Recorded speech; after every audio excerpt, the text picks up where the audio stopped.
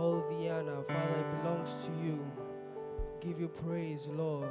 We give you all the glory in Jesus' name. Yeah, that was it.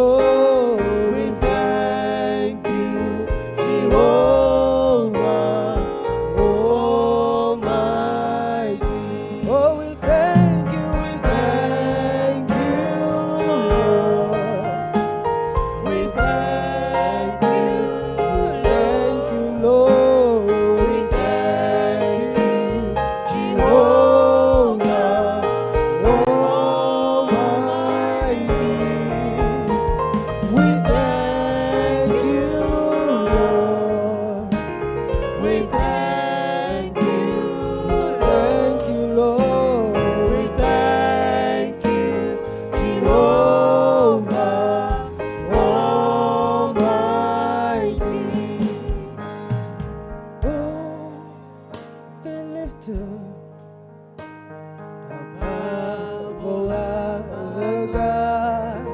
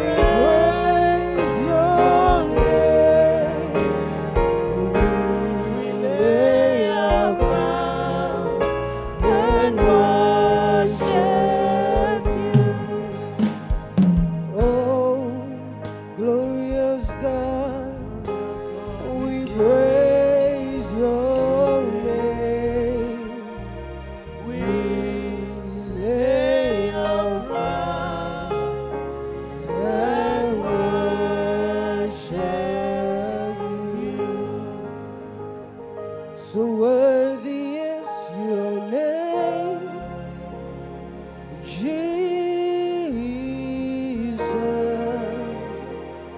You deserve the praise. Worthy is your name. So worthy is your name, Jesus. You deserve a praise. Worthy is your name. Sing worthy, worthy is your name, Jesus. You deserve a praise. Worthy is your name. Worthy is your name, Jesus. You deserve a praise. Worthy is your name. So from our heart to the heavens, Jesus be the center. It is all about you. Yes, it's all about you. From our heart to the heavens, Jesus be the center. It's all about you. Yes, it's all about. From our heart to the heavens, Jesus be the center. It's all about you. Yes, it's all about you. So Jesus be the center of it all. Jesus be the center of it all. From beginning to the end, it's always been you, Jesus. Oh, Jesus, nothing else matters, and nothing in this world will do.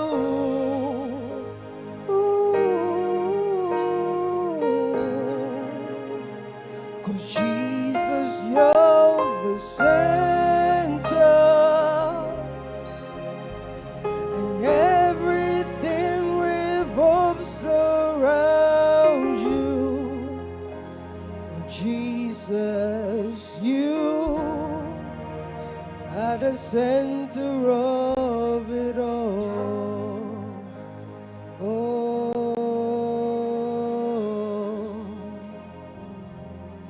At the center of it all, it's you that I see. It's you that I see. Oh, at the center of it all, it's you that I see. It's you that I see.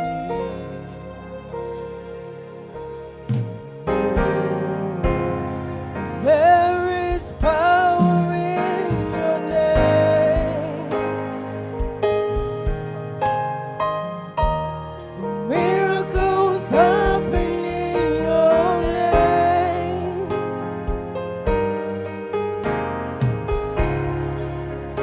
As we lift a voice in praise, it's you that I see. It's you that I see. Oh, there is power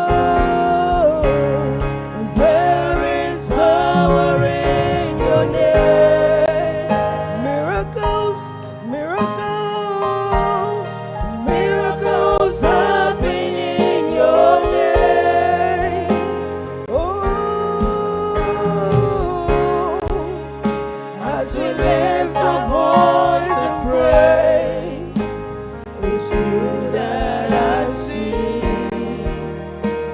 It's you that I see. You are big, bigger than the biggest. You are strong, stronger than the strongest. You are higher, higher than the highest. You are greater, greater than the greatest. You are bigger, bigger than the biggest. You are strong, stronger than the strongest. You are higher, higher than the highest. You are greater, greater than the greatest. You are bigger, bigger than the biggest. You are stronger, stronger than the strongest. You are higher, higher than the highest. You are greater, greater than the greatest. Jesus.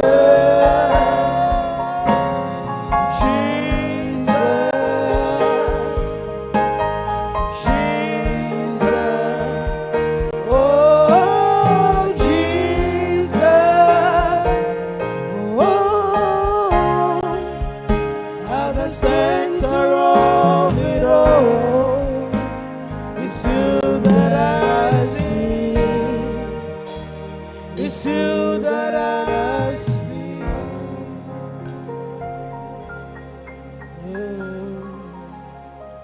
There is power in your name. Miracles happen in your name.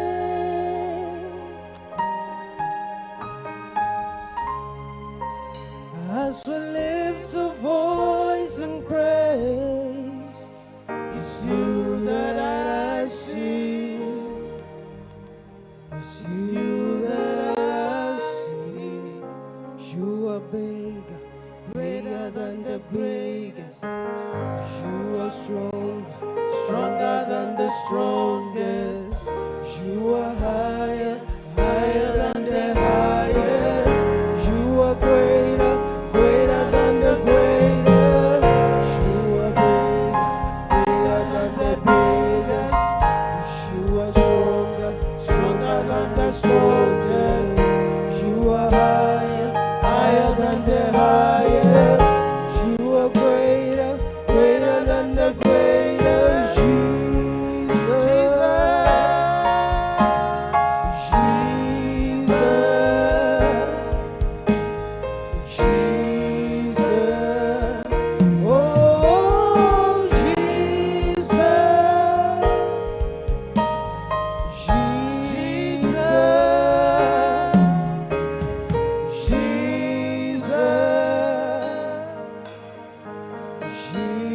Jesus, oh, Jesus, Jesus, Jesus, Jesus, oh, Jesus. I love to call his name, Jesus. I love to shout his name, Jesus. I love to praise his name, Jesus. Oh, Jesus. So touch me with your hand, Jesus. Touch me with your hand, Jesus. Father, touch me with your hand. Oh, Jesus. Touch me with your hand, Jesus. I don't wanna be the same way again. Touch me with your hand, oh Jesus.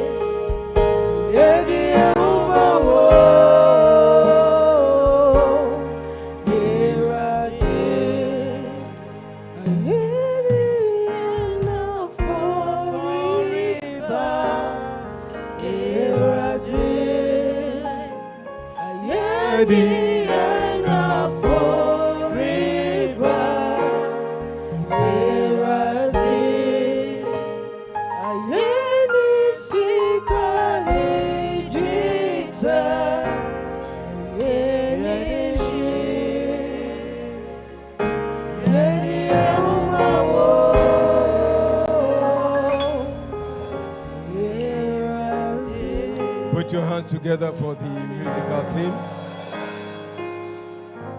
Hallelujah. Shall we pray? Eternal Lord, this evening we are grateful unto you for another night. We come before your presence in humility and ask that your Holy Spirit will preside over tonight's meeting. Father, we pray that we will have another night in your presence. You will speak to us.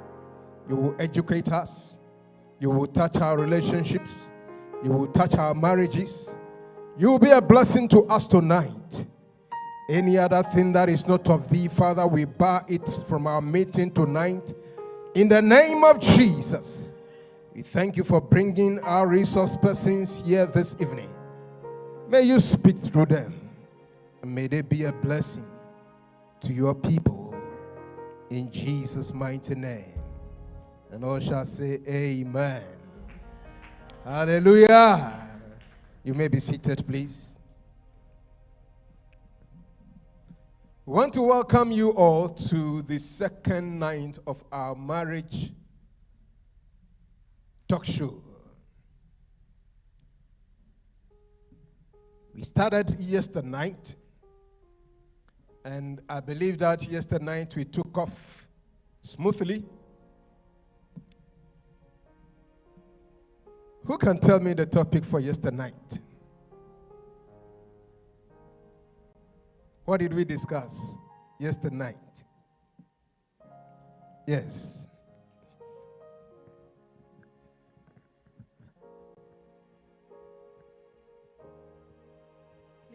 Yesterday we discussed his needs and her needs.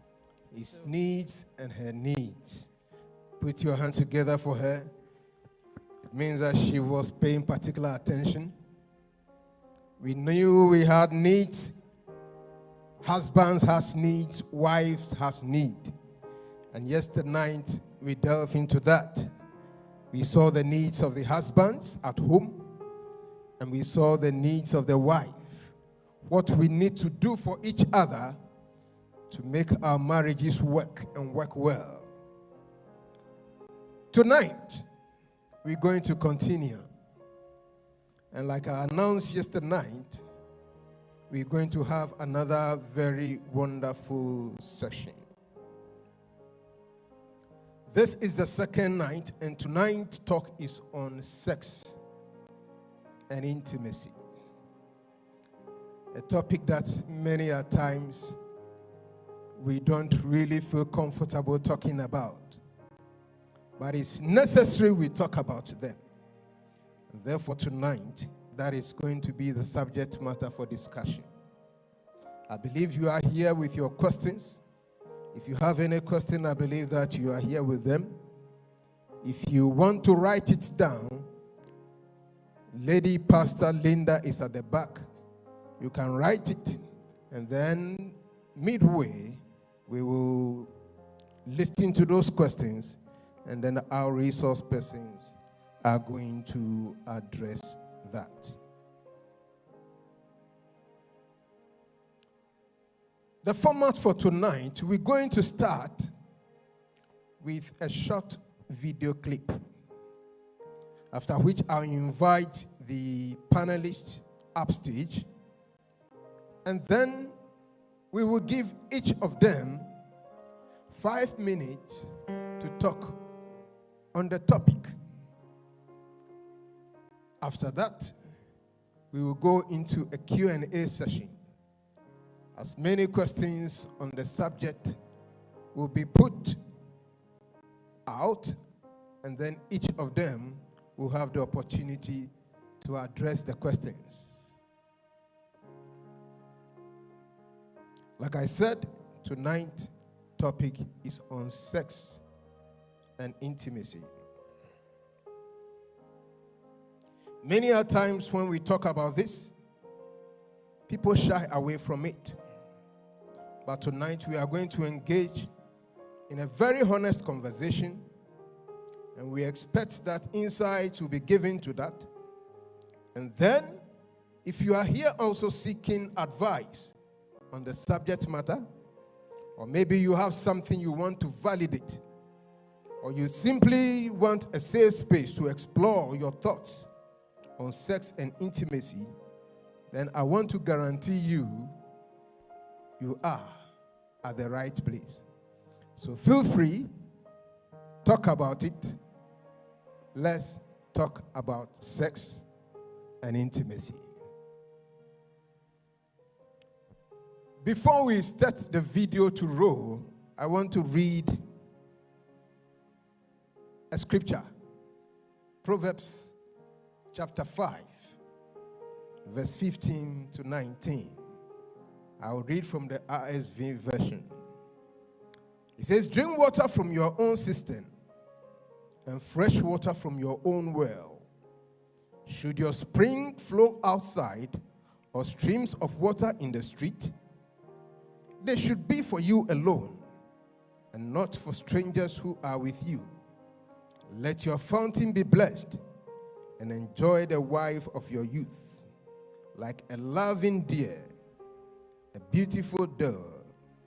Let her breasts satisfy you at all times. Be constantly intoxicated by her love." And this is from the book of Proverbs, chapter 5, from verse 15 to 19. So book of Proverbs talks about love. And therefore, if the church has gathered and we want to talk about sex and love, it is not out of place. Because it's an important discussion that we need in our marriages and that will oil our marriages. And therefore tonight, don't be shy. Bible says they were naked and not ashamed.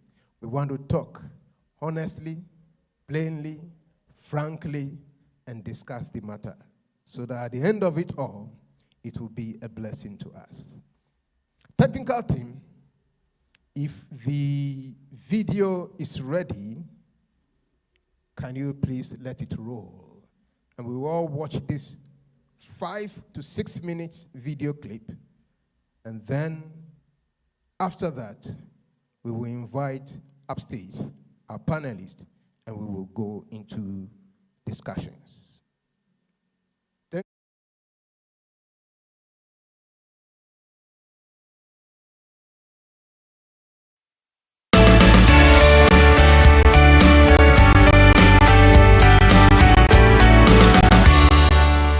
Let's spell intimacy real quick. Now, this is different from men and women.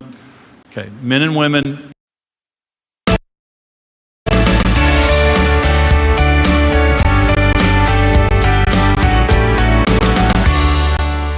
Let's spell intimacy real quick. Now, this is different from men and women.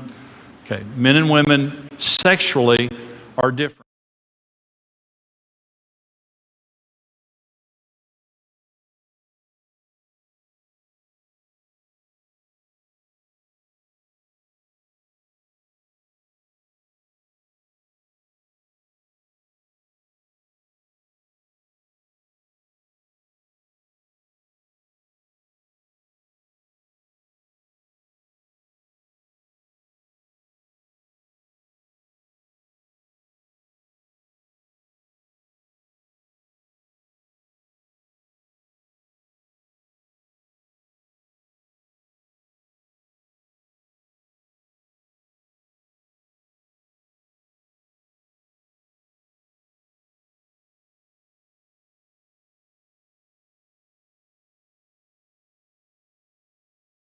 Feels like he's unattractive and there's something wrong with him.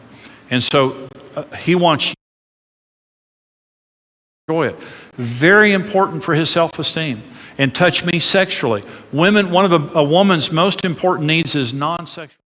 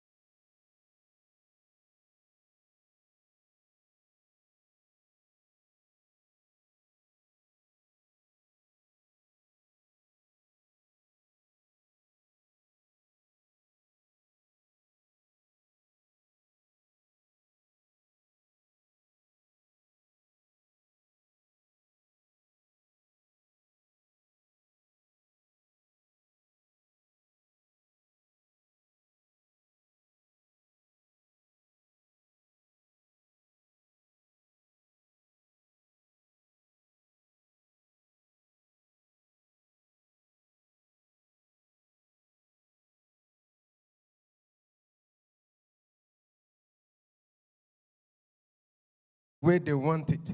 And that is exactly what we're going to do tonight. Tonight, we are blessed with some great panelists, and I'll introduce them upstage. We have in our midst tonight a man who has passion for relationships. He has deep passion for stable and working romantic relationships and marriage. He's a published author, a trained marriage and family counselor, a relationship coach, and a blogger on romantic relationships and marriage. He is also a professional insurance underwriter with over 18 years' experience in general insurance. He's a certified family counselor, certified digital insurer, certified digital marketer. He is currently the digital service manager of Enterprise Group. He loves to cook for a hobby. He resides in Ghana and with a beautiful wife, blessed with a beautiful wife and 3 amazing children, a boy and 2 girls. Ladies and gentlemen, help me welcome upstage PJ Sebastian.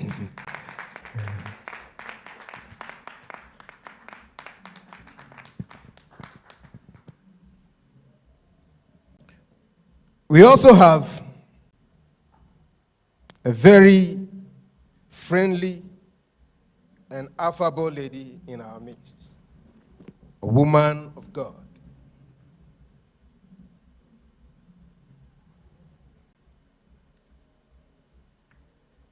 She is a family life counselor and fellowships with the ICGC Faith Temple.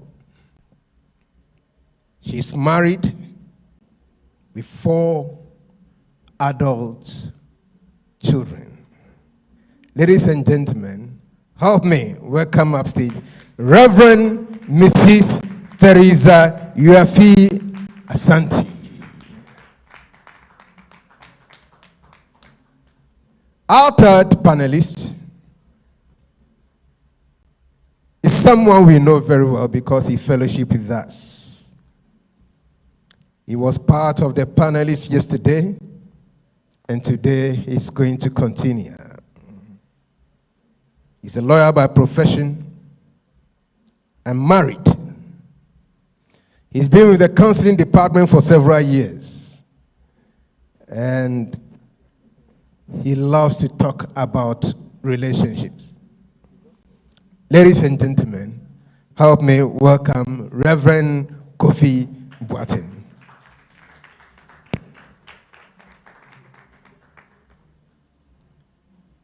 Tonight's topic, like I said, is on sex and intimacy.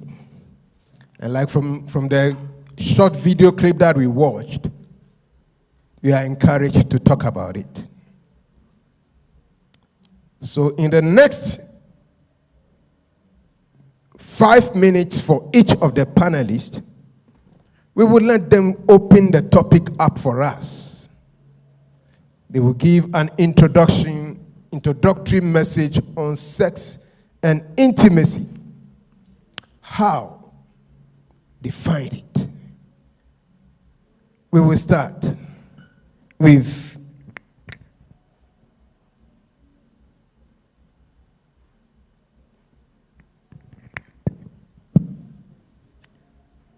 PJ.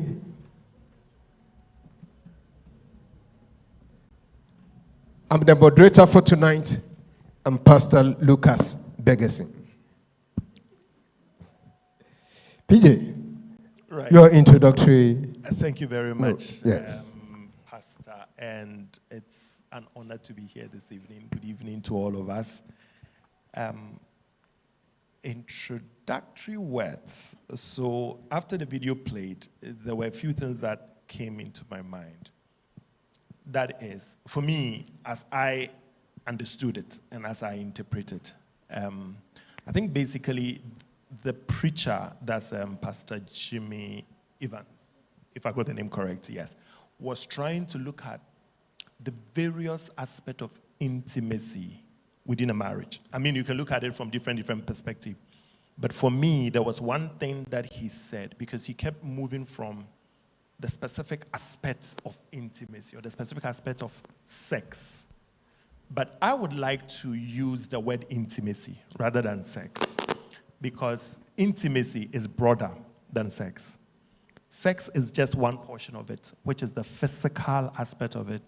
But if you look at intimacy, intimacy is in different levels. There's emotional intimacy, which is why usually they will tell you that people have committed infidelity, but then it wasn't physical because of the emotions. So when we talk about the emotion or the emotional intimacy, we're talking about, the more softer aspects, my hopes, my security, my trust, my confidence, my sense of belonging, my sense of, feeling appreciated and all of that. All these things are at the emotional level.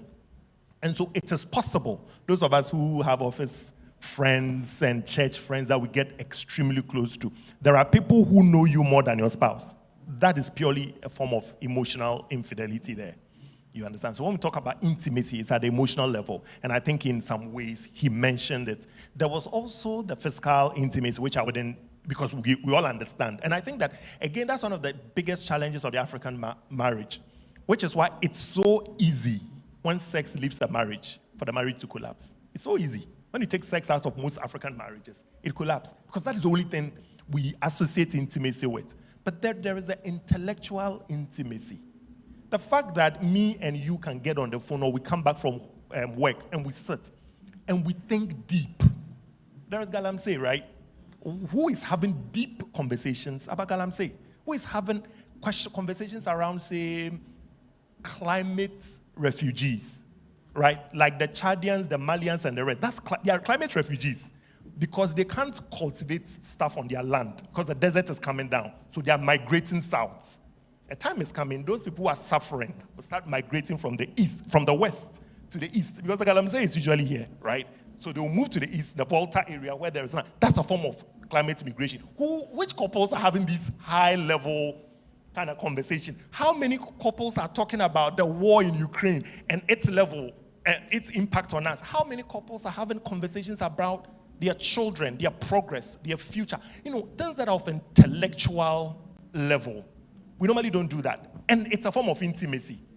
A lot of people, when it comes to their work, they call other people to discuss it. They don't discuss their work with their spouses. Because,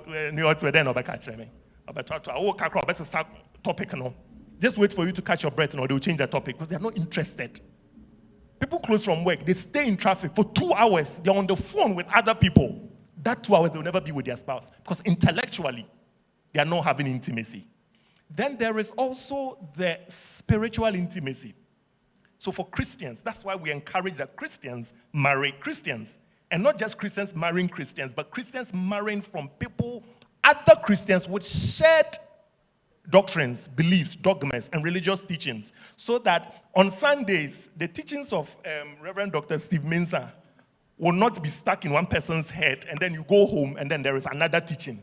When we all leave, the conversation continues from the car to the house. So we have different levels of intimacy. Then there is social intimacy. The fact that me and you belong to the same social club. The fact that me and you we have similar friends. The fact that on Sunday, when we say, let's go and play golf. The fact that if I'm going, we are going. We are doing things together. That's a form of social intimacy. So you don't find the woman alone, or you don't find the man alone. You don't find them feeling lonely and all of that. All of these things are forms of intimacy. And I noticed that he captured it, but in different ways, and in different forms. So, for instance, when he talked about the emotional intimacy, I figured he was trying to talk about where he said sex or intimacy, or sex shouldn't happen just in the evening, but it should happen from the whole day. The woman expects you to, in the course of the day, talk to her, make sure she's comfortable, make sure she's okay, like check in on her and all of that. And then in the evening, when all is settled down, then you can mount to the pulpit and bless the name of the Lord. But you can't just pretend. Hallelujah. Yes, in the course of the day, you don't pretend like I don't exist. You know, like the whole day I've not heard from you. You've not checked on me. Nothing. And then we come home. You are busy with your phone watching TV. Me too, I'm taking care of the kids. 10 p.m. that I think, Charlie, they are set in my bed. Then you jump on me. Like how? Like where is this coming from? Like, you've not prepared me, which is why a lot of women have headaches. So these are just my introductory remarks based on what I heard, but I took it from a different perspective. And so, yes, I will leave. Appreciate PJ. Mama Teresa, please, is your microphone working? Hello. Good. So, from the clip that we watched, what will be your introductory remark on the clip that we watched by way of sex and intimacy?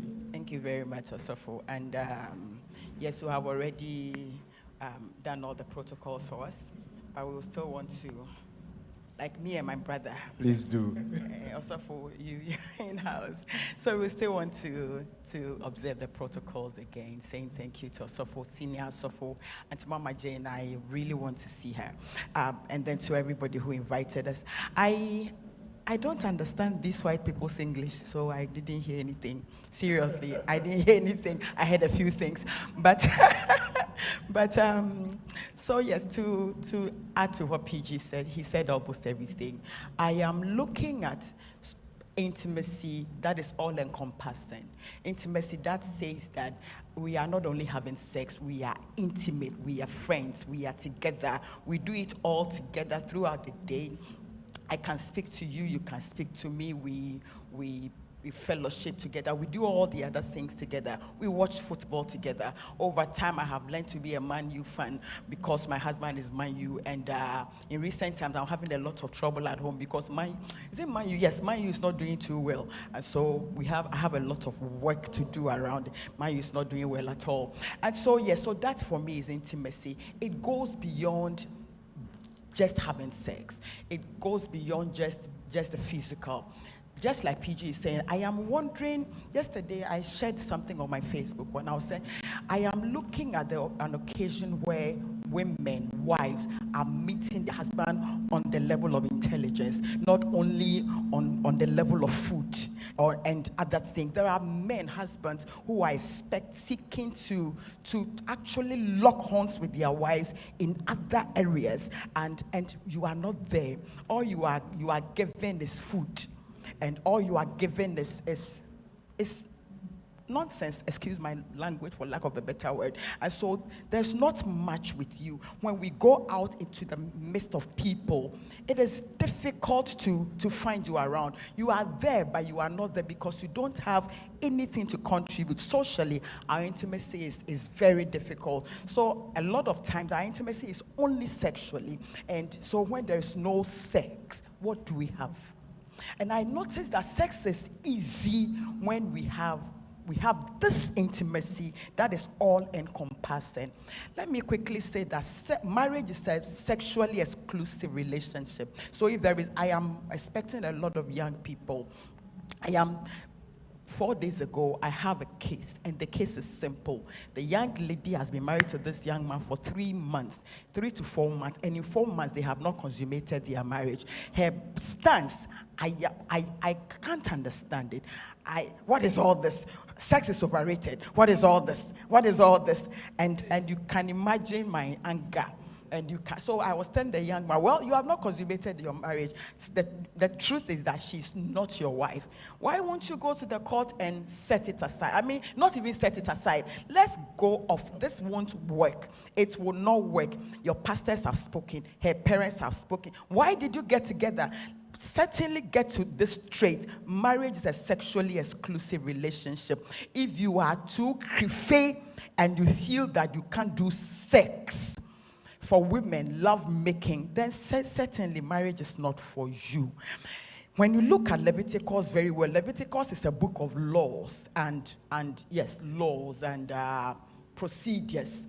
And in Leviticus 18, the Bible is very specific on the kind of people you cannot uncover. And it's talking about your mother, your father, your uncle, your grandmother, a number of people. Why is the Bible saying this? It is because sex is one huge need in every relationship, marriage. It is very, very important. And so if anybody says that, I don't want to talk about sex, I don't want to hear about it, I don't even want us to, we are Christians, it doesn't sound well. When we talk about these things, and my look at it said, what say bizarre? Then I keep wondering, what are we doing? Listen, if you are here and you don't want to have sex, then you don't want to worry yourself with a big word. I mean, with marriage, don't do. Even at me, I am 57. I am trying 2 times a week. I am becoming old small, but I'm trying so for why? I am trying 2 times a week. Yesterday, I was telling myself, can we try 3 times a week? Or say, I want to. You see, as we journey, you would notice why it is sex and love making is important for you, especially as a wife. Do you see how I'm looking? Do you see how I'm looking fine? Do you see how I'm looking fine? So as we journey on, I'll be telling you bits and pieces of what I do to look fine. I don't buy serious cream beer. I do a lot of sex. I do a lot of love making. Don't worry, I'm a pastor's wife. Don't look at me like that. The truth is what I am telling you. Let us get it right in the church. Let the church get it right. Let our pastors get it right. Let our sisters get it right. Let us understand that this whole thing we have come to do, especially in marriage. Why would anybody want to marry you? Why? If this man has been with his parents for years and he has become this, and then eventually he wants to help somebody, take care of someone, certainly won't you take care of your mother? Why do you have to choose somebody else to take care of? There is one other reason why you are not marrying your mother or your sister, and that is to have sex. And for me, it is to make love. And so if you want us to plan a wedding, and you don't even understand the position of sexual intimacy in the marriage, then certainly we are not going anywhere. So that is why we have come, to let all our girls understand. I am talking about sex in marriage, not the sex is everybody here married? Not the sex the girls and the boys who are doing boyfriend and girlfriend are stealing, the small ones. No. I was preaching in the church. I was telling them, you see, when we say in the church that don't commit fornication, don't commit fornication, you are insulting pastor. That's all you are preaching. That's all you are preaching. The fornication you have been committing, it is once in a week you meet your boyfriend and you do small sharp and you run. Now you are married. It is 7 days a week. And I'll tell you. Now, when he comes, we are like, is sex food? When we get there, is sex food? Is this all you know? The ones you were stealing and we are asking you to stop stealing. Now, we have given the man to you, we are giving the woman to you. 7 days a week, you are there. Then you will know whether you have come or not, you have not come. That is what we have come to do this evening. We have come to teach about sex. And whether you like it or not, you are going to do it. You will do it till you yourself, you know that I have married. God bless you. Appreciate. We are going to talk about it and talk about it plainly and clearly. That is from Mama Tess. Reverend, from what PJ and Mama Tess have just said about intimacy, can I ask this question? Can we engage in sex without intimacy?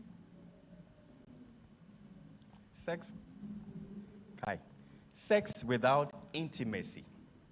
I think that's what people do when they pay money for sex. When you... So just having sex and not being intimate, it means that there's no emotional connection. And I believe that is what you do when you pick up somebody from Lagos Avenue and you pay them after a performance. But in a marital context, there has to be emotions involved. Whether it's a quickie, whether it's a planned engagement, or whatever you have it, there has to be some feelings involved when you're, and that's why some people don't even want to use the word sex in their homes. They say that we're making love, because they think sex is just the physical aspect of intimacy. But to add to everything that has been said, I think sex is one aspect of intimacy. We can be intimate financially, where we're very open and transparent with our finances, and our spouses know everything that happens with our finances. We can be very intimate in our communications. We are always checking on each other, expressing our love for each other, and so on and so forth. However, sex is the only aspect of intimacy that allows you to bond and become one. Because the Bible tells us that when we marry, the two shall become one. In the spiritual context, the Bible expects, or God expects, that when you marry, you unionize and you become one. But in the physical context, it is only through sex that one part of your body enters the other, a part of the other person's body, and you truly become one. And that is why it is not encouraged that you have sex with as many people as you can find. Because with each person that you're having sex with, you're creating a bond.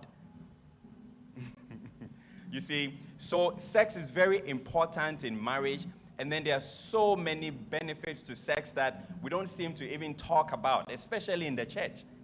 The fact that sex is good for your health, it's good for your heart. She talked about her skin. Sex helps improve your self-image, your self-esteem.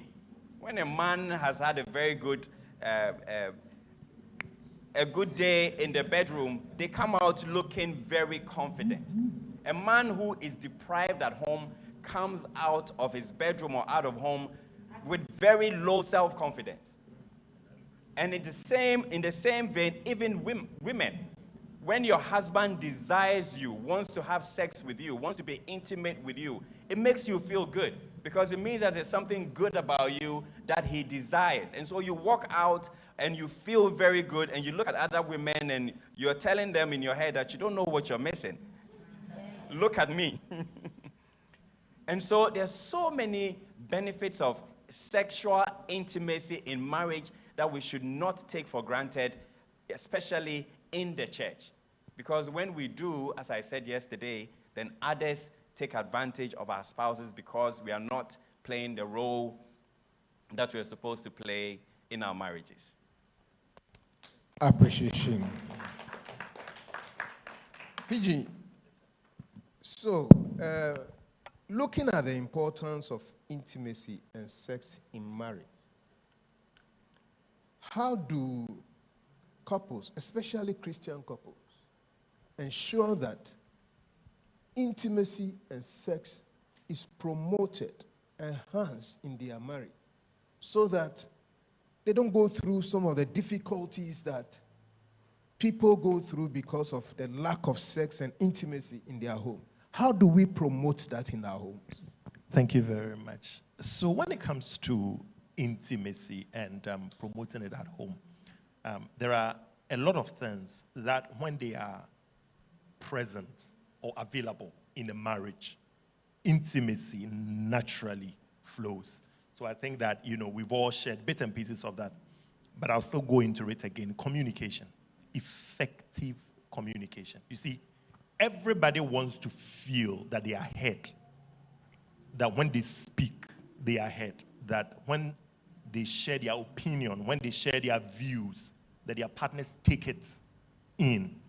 When people feel like that, they feel safe, they feel secure. Usually what leads to insecurity is when you feel that your partner is not communicating well with you, or you feel that you are not being heard, so you become insecure.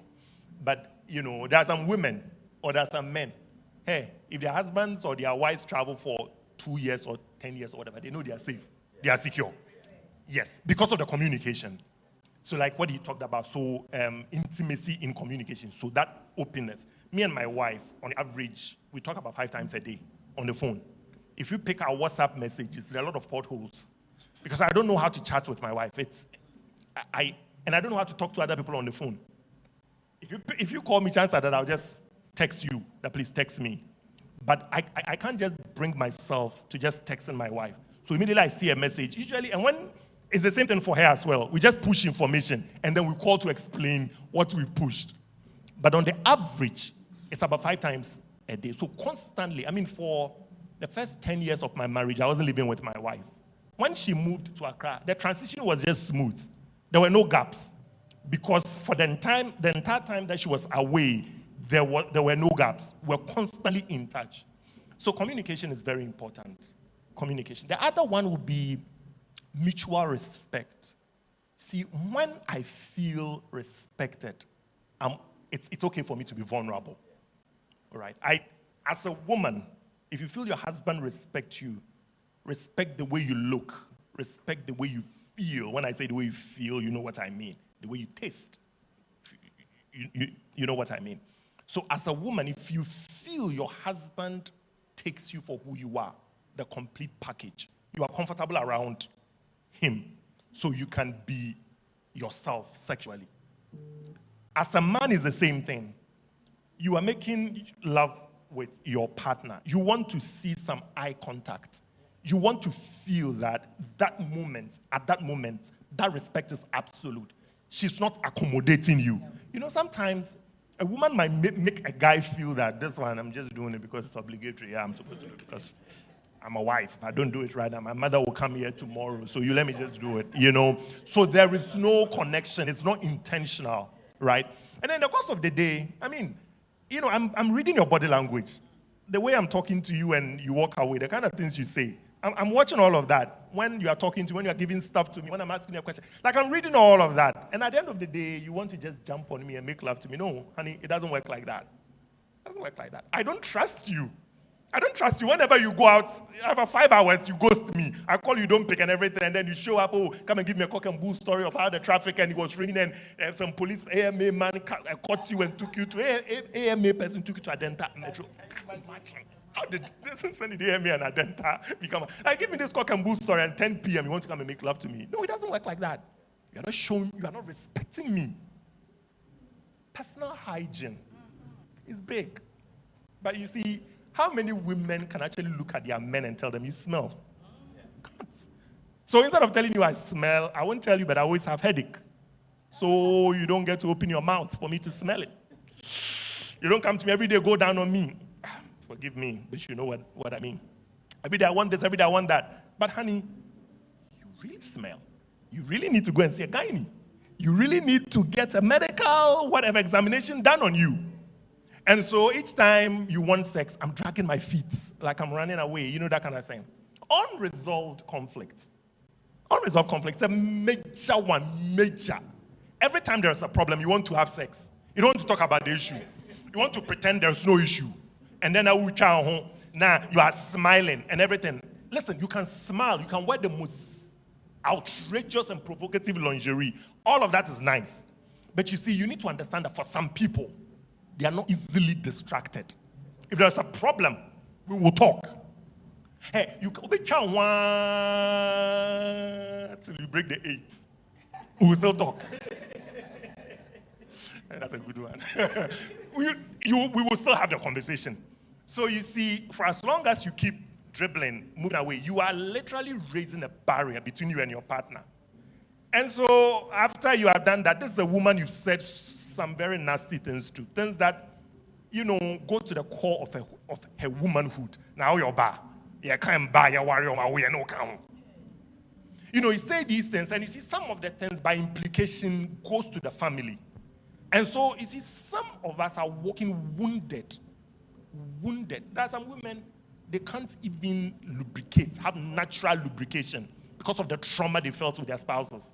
There are some men, when they are going to their wives, it's semi-hard, because the full thing is not coming because chances are that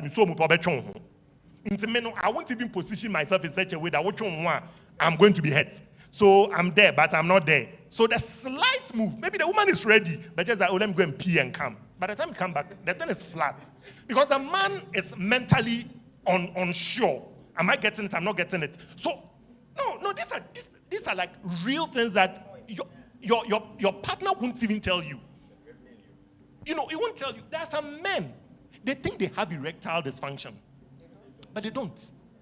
They've been disrespected, and their ego and their self-respect has proved. There is like literally nothing. I mean, he's struggling. We all understand that you contribute about 60% of the family finance. We understand that.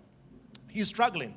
We understand he's not as bougie and as tough as all the men in your life. We understand all of that. But can you be subtle about it? Like, you've made it quite obvious that this is an accommodation. We'll be binting a mewari now. We can be my why the Uber chase we John and Richard. And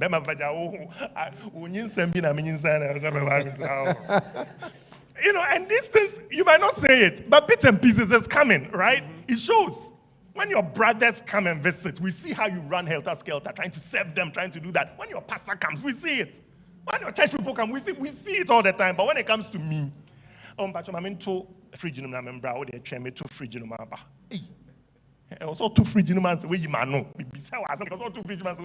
it's like you are not respected. So you see, the man feels a certain type of way. It goes to the very root of his manhood.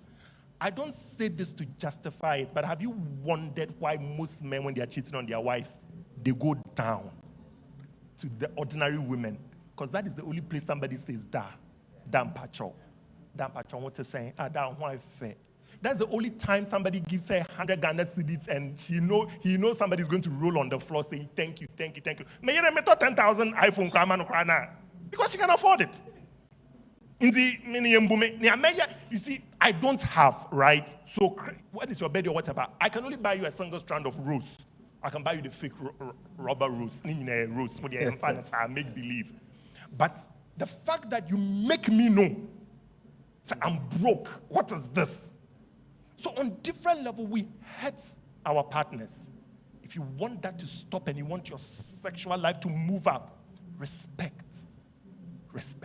So I've shared a few things. I know others have something to say. Let me drop it here. Thank you. Our panelists are here to answer your questions. So whilst they talk, I'm only leading some few questions, but I want you to feel free and ask your questions tonight. That is why they are here.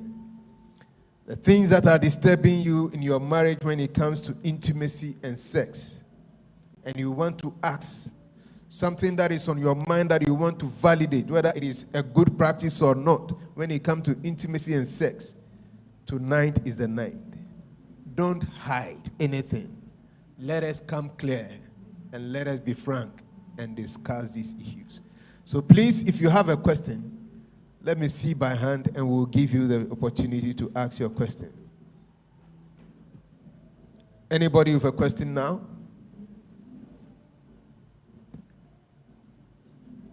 You have a question? Okay, you can. I think we have some online questions also. You can look out for the online questions, and then we can also ask the panelists to address the online question. Now, Mama, this. Sometimes marriages that have intimacy, suffering in their homes.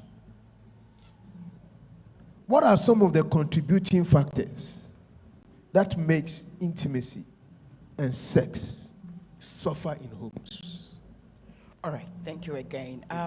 So let me start by saying that socialization has done us a lot of wrong. Growing up, I don't know about this Gen Z community, but when I was growing up, sex and matters of sex were shrouded in secrecy. Who is going to tell you? Why? You won't see anything. And so growing up, we were made to understand that's a very difficult area to go to. So over time, you would not, yes, you know you are supposed to get married, but these things are not told you. You are not taught. Nobody's talking about it. So you grow up with a lot of ignorance in this area. Unless you want to find out yourself. The young community of today are blessed. The internet is helpful in one way or the other. But again, it has its own devils. And so socialization has been a lot of trouble. So we know that we are going to get married. And then we are supposed to have children. But nobody is telling you what you are supposed to do to have children. Then they will tell you, Obi in trouble, friend, yami. But over time, I have gotten to understand that this thing we call sex, listen, it is something you learn, you develop, and you use. You see, it must become a skill, and a skill is something you do, and you do, and you do. And so when you do it over time, then you understand. I can say that sex is an act, and it's an art. So you see how the painters paint, they are doing an art. Well, let's move gradually. So yes, socialization has bedeviled us. Culture, tradition, they have played a huge role in our inability to understand these things. Now, some of us run into the church, and in the church, we are not seeing anything. It is a joy for me when I see churches doing this. No, this is not normal in many churches. Until recently, with social media proliferation and media, why? Me, I didn't go through marriage counseling like at church before I got married. What is my pastor going to tell me?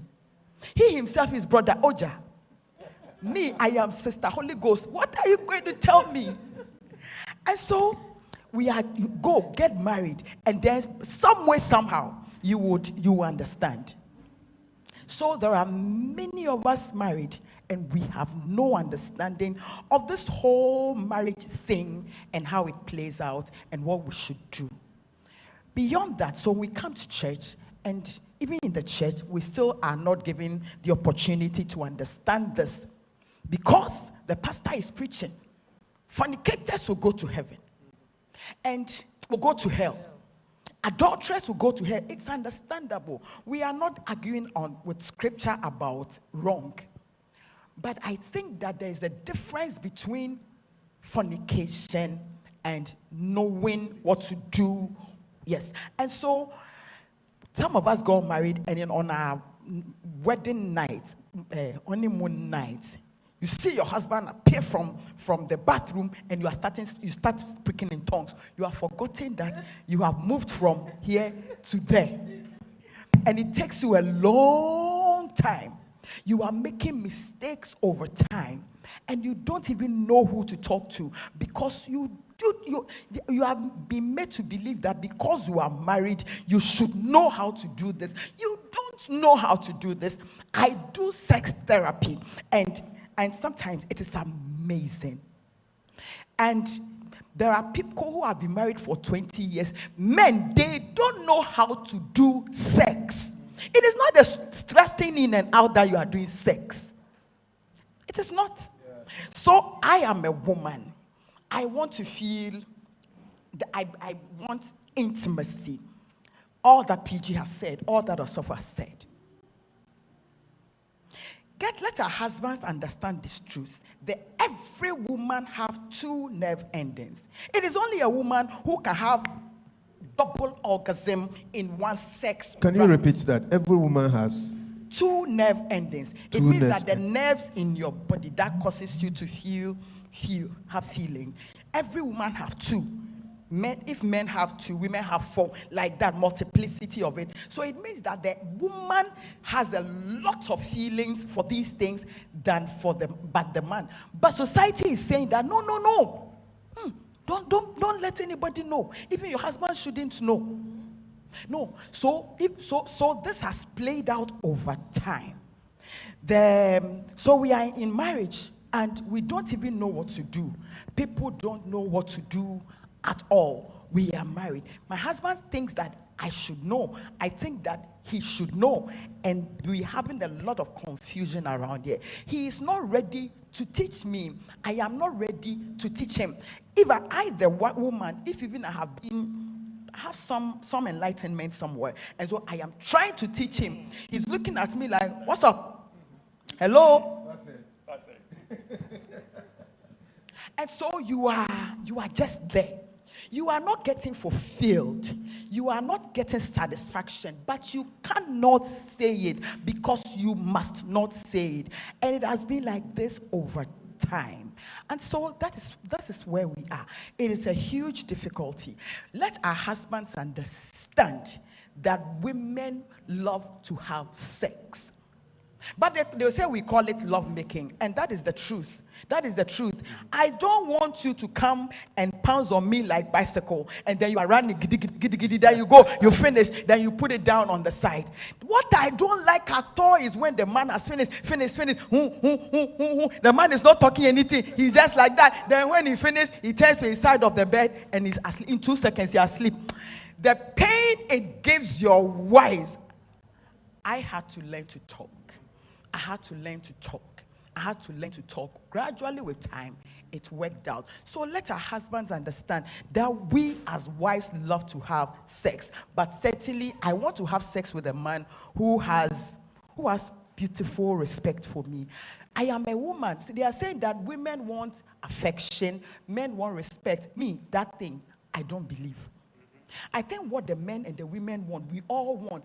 Who wants to be disrespected? Who doesn't want to feel affectionate? We all want the same thing. And so that is about it. Let the church begin to get the people to understand that this is what it is. And that is what it is. Sex is one of the things we are going to be doing for a long time. Learn how to do it and do it and do it well. Learn the art of it. Learn the art of it. Learn all the different things. Learn things. Learn styles. Why are Christians sisters like this? Sometimes it's not fun to be with you. I have sat in counseling for so long. I do ADR, and sometimes husbands are coming and they are wondering, so mommy, this my wife is like this, like that. And say, media bra, media menikumo. Hey, sister. Media me pentamo, media me pentam. Obi krasa ne yere say, media menikum na onya ne mi ontino, media uwia na wakata odentumana kata me ho me koda. What is this? Why are you people like this? This is a beautiful place. It is a beautiful place. Let me tell you one of the beautiful sisters, one of the beautiful things. You see the lubrication. You see how it goes into your body and allows you to glow. For me, my most beautiful part is the afterglow stage. It is beautiful for me. I don't know who. Are we online? Yes. The semen that goes into your body and why goes into your body and makes you begin to glow and makes you begin to feel fine and makes you begin, especially for women who are at menopause. You know how your vagina goes through getting to that dryness and getting atrophied and all that. Allow these small sex things. If even it's not, allow it. Allow sisters. Put all the before on the side. And when you are angry, you are angry. But you see, when they want to do sex, do. Also for your sake. I don't like it when men are the only ones who are getting pleasure and excitement in sex. Why are you not getting some? Why are you also not doing like that? Mm-hmm. Why are you not do anything? Why are you not lifting your leg a bit more? Why are you not turning around? Why are you not doing any beautiful style for yourself? You don't know how to do cowgirl. You don't know how to do flat screen. You don't know how to do Ghana flag. You don't know anything. All you know is crucify me. What kind of life is that? My husband was a Jesus. He was on the cross for only 3 hours. After 3 hours, he came down. Listen, the side chicks, the side chicks, this is what they are doing. They are doing doggy. They are doing everything. Do so. What's your problem?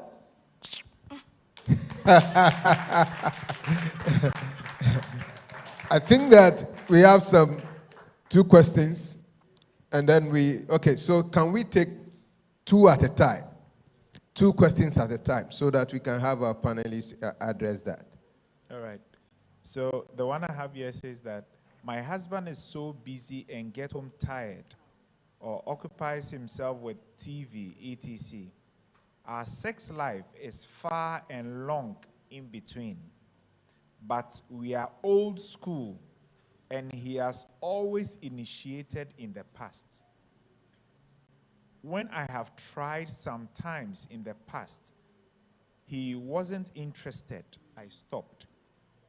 Meanwhile, I feel for sex, even though we are in our early 50s.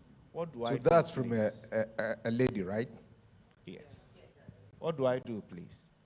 That's one. Can you add a second question, and then we can ask our panel members to speak to it. So the first one, I hope you've gotten the question. Right.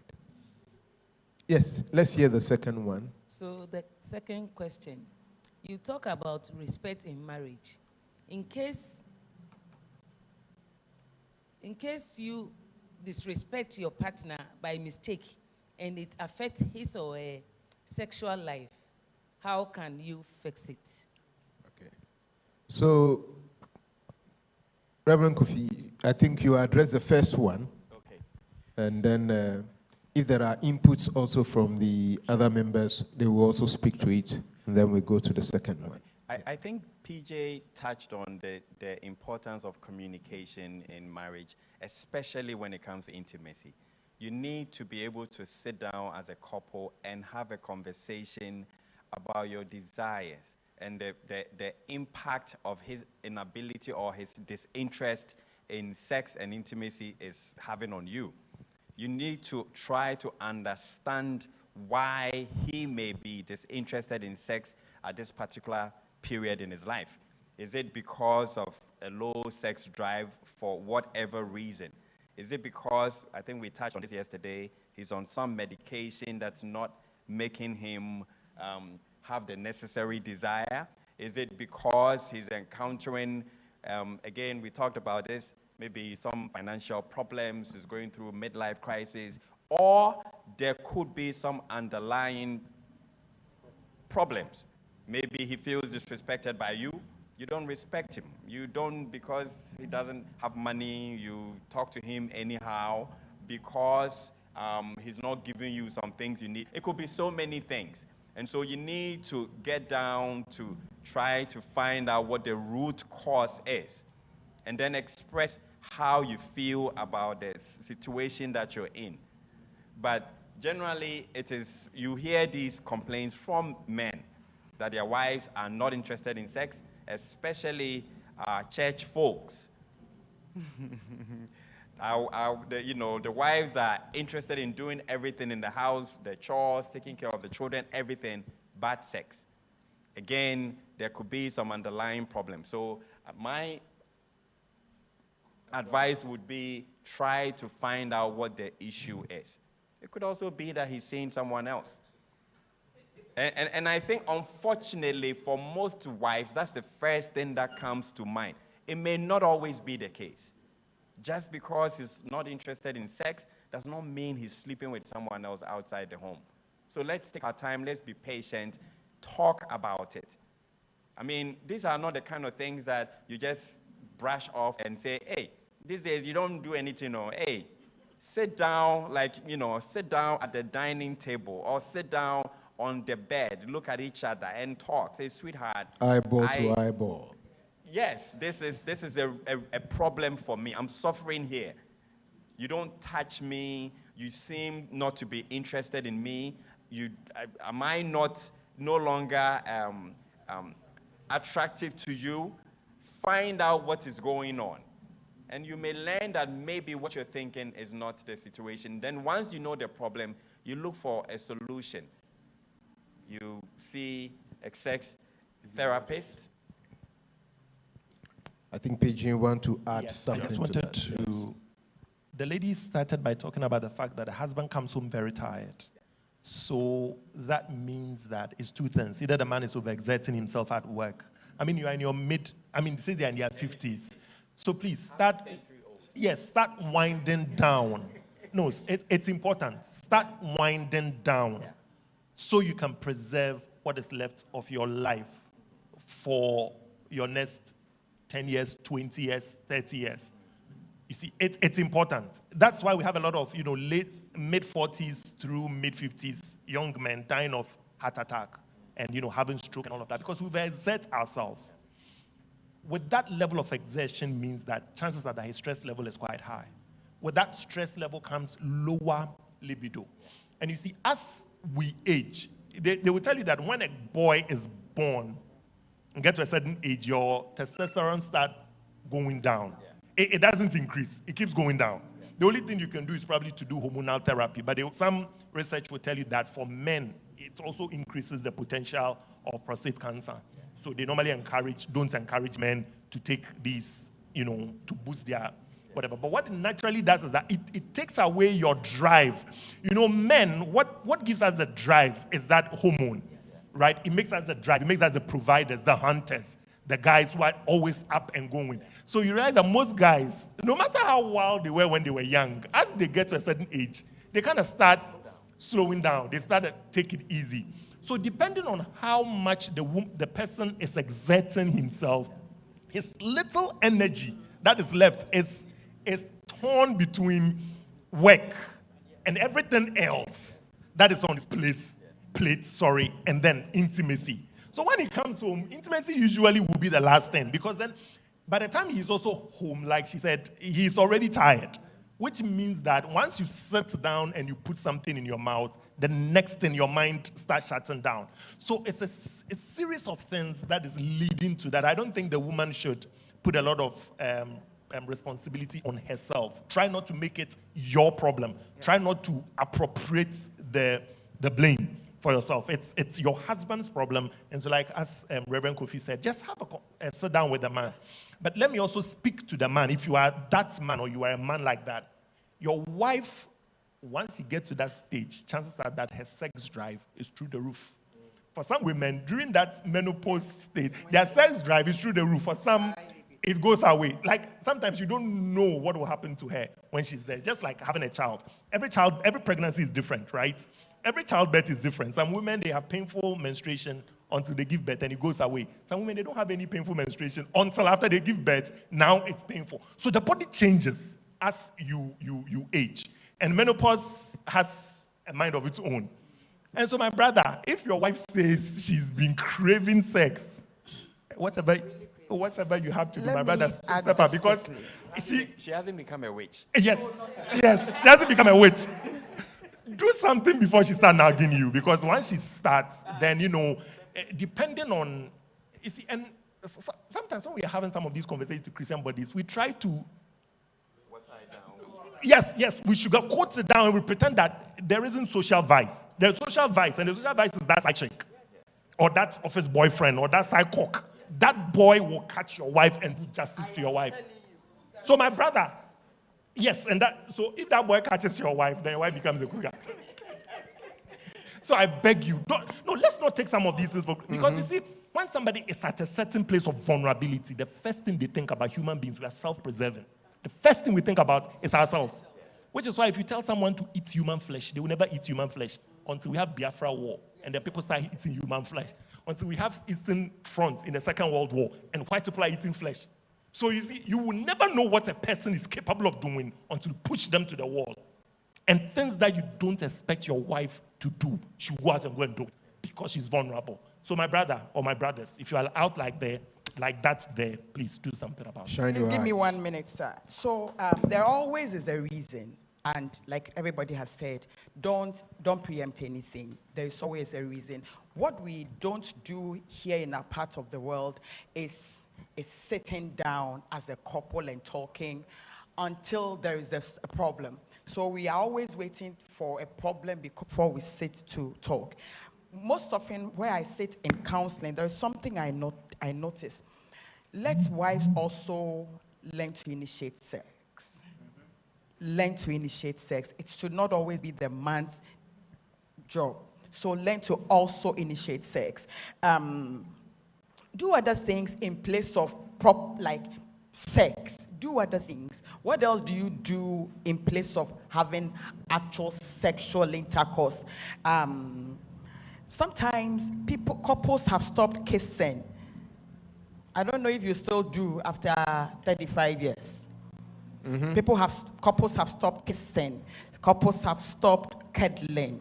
Couples have stopped looking into each other's eyes. Couples have even stopped going out, just going out and walking out.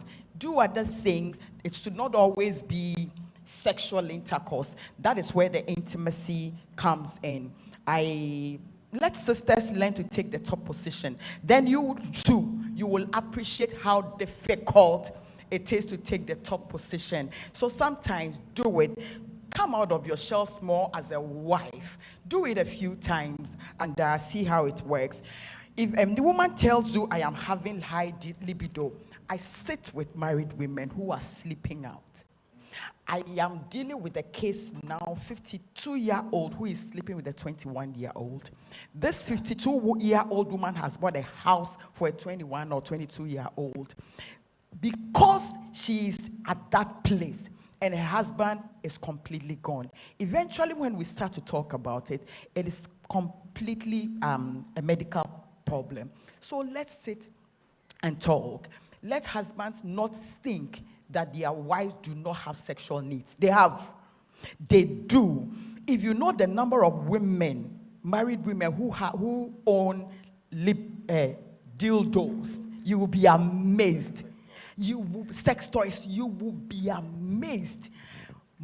Christian married women are doing too much because our husbands are too Christian, especially our pastors' wives.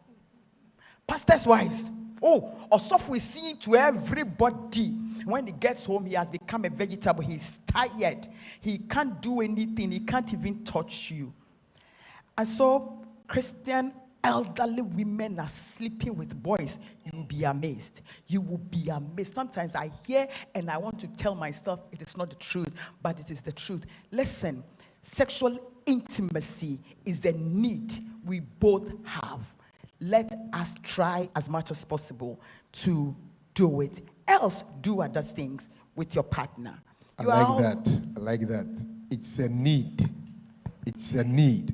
So yesterday, as we addressed the needs for men, the needs for women, we must also know that sexual intimacy is a need. What was the second question? Has it been addressed? No. Please read that again and let our panelists take it. Please throw more light on nerve endings. And then the last one. On what? Nerve endings. Yeah. Okay. So Mama T mentioned that. Yes. And then the last one, what are some essential elements to cultivate emotional intimacy in a relationship? And how can they translate to a healthier and more fulfilling sexual connection? Can you read that again? What are some essential elements? Essential elements to cultivate emotional intimacy. That will cultivate emotional intimacy. In a relationship. And how can they translate to a healthier and more fulfilling sexual connection?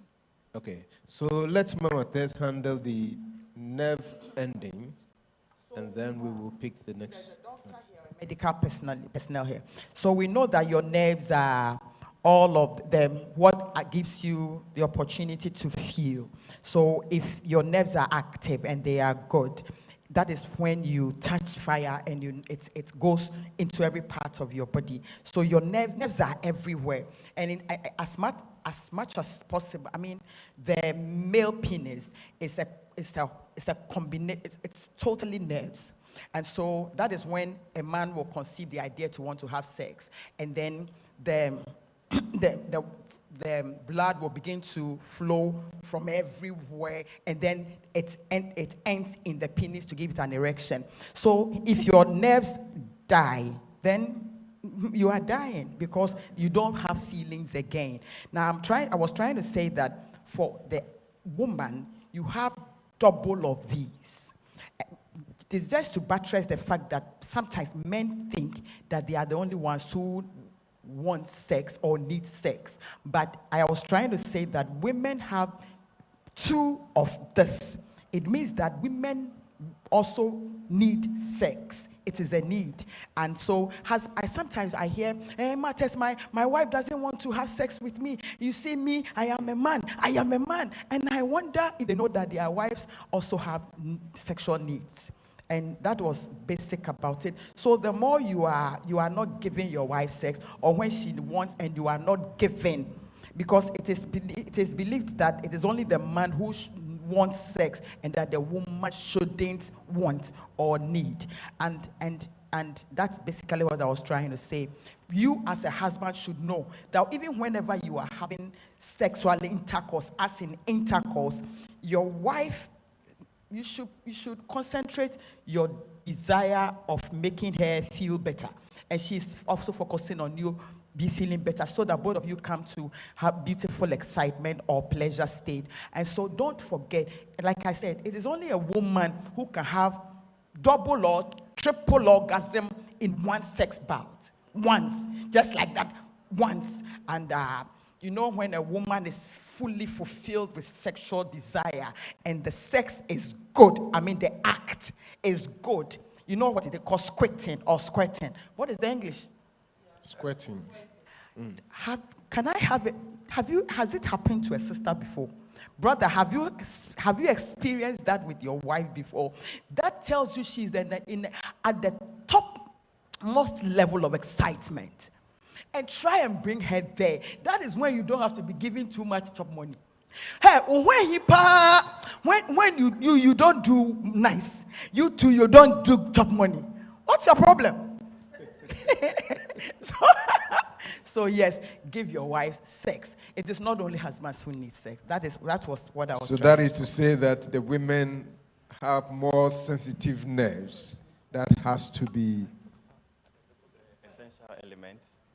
the essential element. Yes. Yes. I wanted to just touch a little bit on orgasm because of what she talked about. Okay. So when we talk, usually when there is a sexual intercourse, there is supposed to be a form of a climax where the man releases and the woman also releases. For a man, chances are that they will come.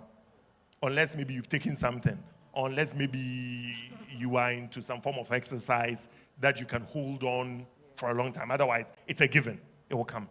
When it comes to women, it's a little bit different. There are two types of orgasm. There is a penetrative or vaginal orgasm.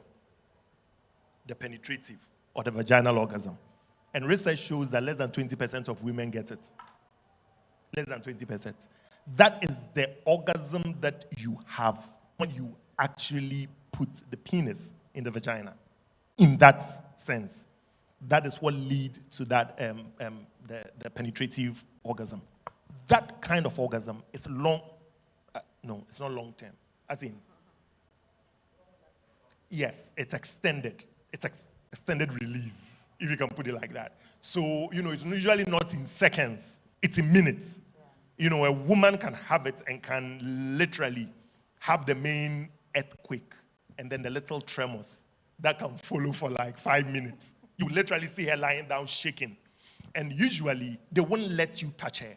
So usually when people are faking orgasms, when people are having sex and they are coming and they are still on it, I'm like, can't you see this is fake? If you have real orgasm, you are so sensitive, you literally don't want anybody to touch you. But penetrative orgasm goes a long way. And like I'm saying, it's not everyone who gets it. And usually it is not that short thrust that leads to it. It has to be sustained. It has to be rhythmic.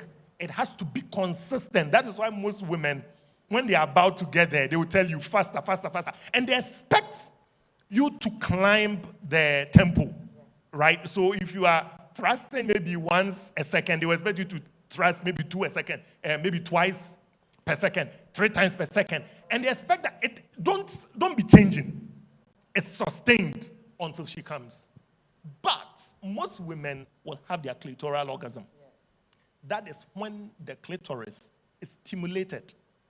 So usually for most women, when they're about to get there or they think that the feeling is quite heightened, they either want to come on top, right? Just so that those who are good at getting on top, the cowgirl, that she said. I didn't say it. She said, if you mention my name anyway, I'll deny it. Usually when they get on top, that close proximity between the clitoris and the man's pelvic area. And sometimes because of that little spiky hair there, whether you've shaved it or you have something there. It all adds to the pleasure, and she's likely to come. So all I'm just trying to say is that, guys, please, I beg you, explore your woman. And for you women, please, know yourself. Listen, don't leave the most pleasurable something in life in the hands of another man. That's a disservice to yourself. What is nice, you need to, like she said, you need to look for it. If you have to go to Mount Olympus, go through the jungle, like you are, the Raiders of the Lost Ark. Yes, Raiders of, go find it. And know where your pleasure spots. A lot of women don't know their pleasure spots.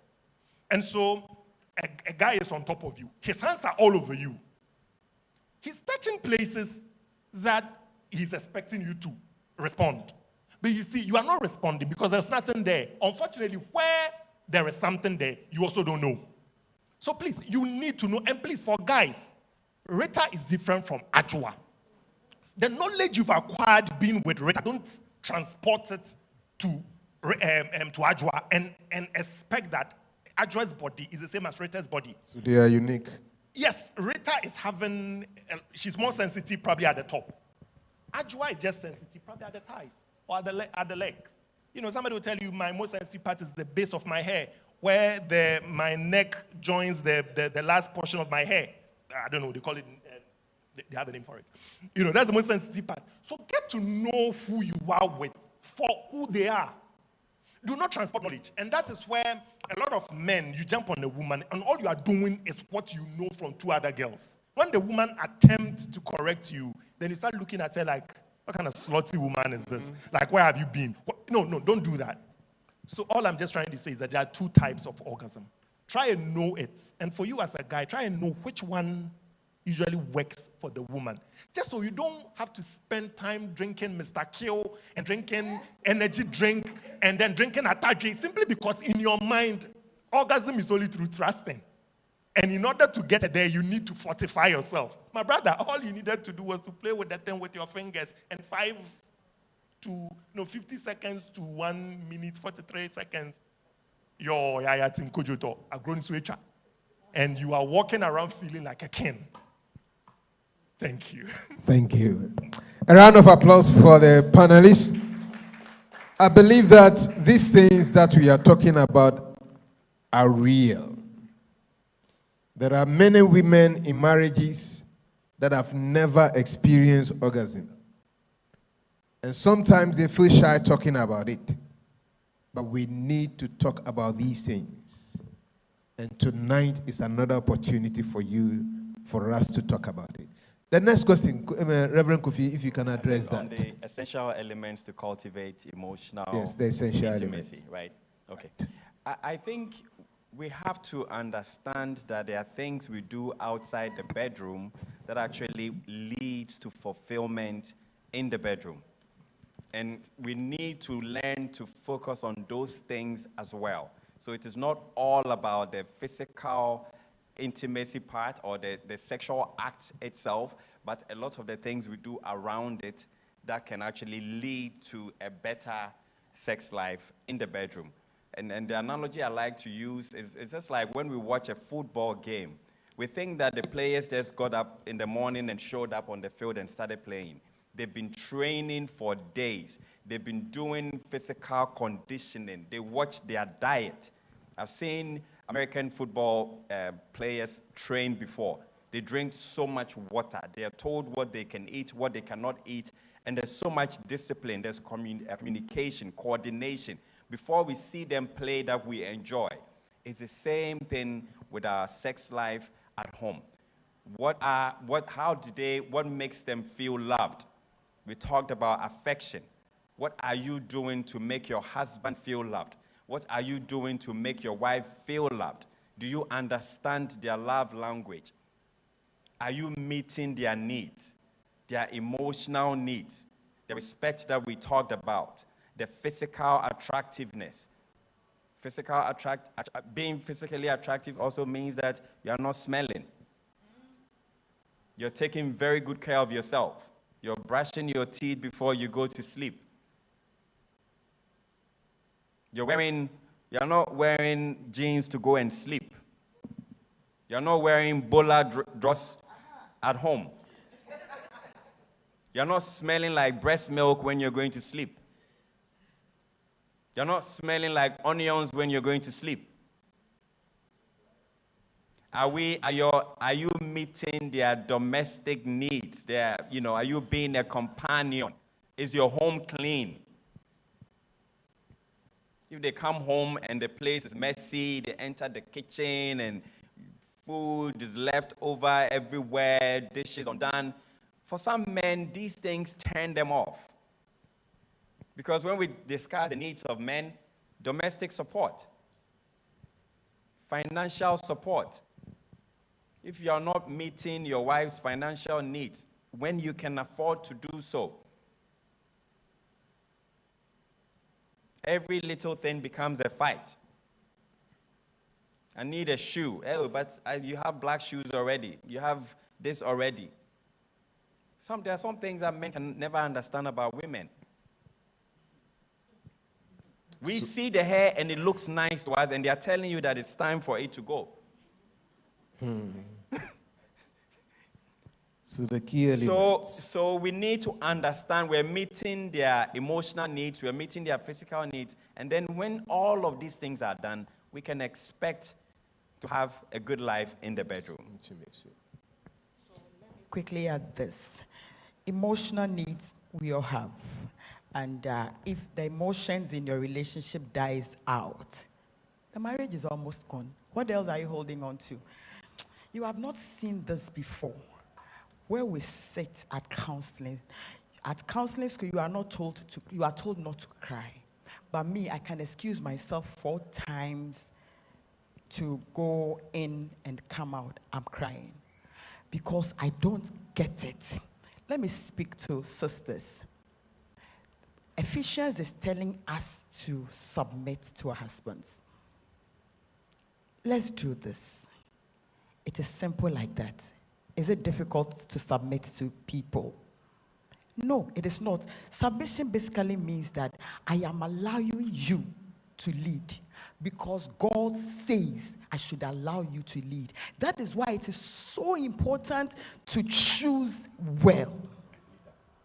I keep saying that apart from giving your life to Jesus Christ as Lord over your life, the next most important decision you would ever make is who must partner you for the rest of your life. And in church, where it is till death do us part. Do you know how difficult till death do us part means? And so they make sure you are doing everything as much as possible to keep your emotions for each other at a good place. He must still see you. There's something about women with affection. He must still see you. I don't know if there's any lady here after 45 and you are your husband. Do you still love me? Have you? Women at this age begin to ask, do you still love me? And you are like, you know why? At this age, she knows she's getting off kakra. The fine lines are coming. A lot of things are not nice with her. She knows, but she wants reassurance from you. And that is, share. Oh yeah, you are still out a chick. That is enough for her. So to submit means that I am a wise woman too. I am a human being also. But because in God's order of things, He is asking me to allow you to lead. So you are going to be my lead. And it means that in this place, you have the last word. It doesn't mean that I don't have anything to say. But after all is said and done, I give you the last word. That is why you can't marry a foolish man. No, you can't be married to an idiot. Because he is going to be your head for the rest of your life. And if your head is an idiot forever, then you can imagine.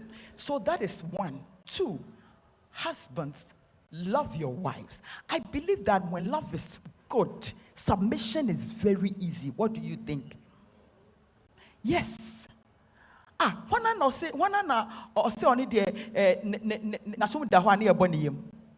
And so that is about it. let me tell husbands, the most difficult thing for a woman to do is to sleep with a man who doesn't respect her. Me, I am a woman. I value respect than affection. I don't know what it means for anybody, but me, I can never allow you to disrespect me. See me like that, you can't disrespect me. So it means that I make sure I am doing my things right at home. Respect me also as your wife. Let me give you back respect. We call it mutual respect. Why are you asking for respect? Why are you asking for respect like that? If you are doing all the things right, my dear, I tell you, your wife will respect you. But there are women who are natural. Do you know that it is easy for women to be disrespectful than men? Okay. So that is what I am saying. Do everything to build your emotional strength as a couple. You are eating together. You are going out together. Sometimes you have only 10 Ghana cedis. You are going to KFC, walking there. You buy one bottle of Coke. You put 2 straws in it. You are doing it. You don't need too much to do anything. You are washing together. You are cooking together. You are speaking graciously with each other. You are speaking graciously to your wife as if you are speaking to a human being. Why have you married a woman you want her to make her feel like you have done her a favor by marrying her? Husbands, if you have money, give your wife money. You didn't clap for me. Listen, it does not matter how much money a woman controls. Give her money. That is how we are wired. Give to me before I give to you. I am telling you, the man who you to sleep with is a man who has and doesn't want to give. Let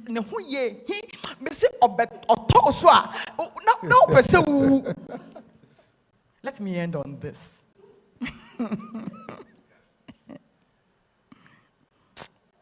Let me end on this. I don't know about when husbands wants to make their wives feel like rubbish. Like rubbish. I went to somewhere, and one of the man's wife, admin, was telling the wife, "Hey, mommy, you're looking fine, oh?" The man said, And I said, why?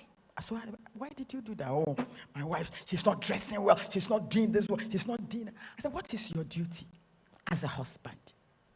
Your duty here as a husband is to make this woman better. So you have been married to her for 20 years. She doesn't dress well. She doesn't do anything well. She doesn't speak English well. She doesn't do anything well.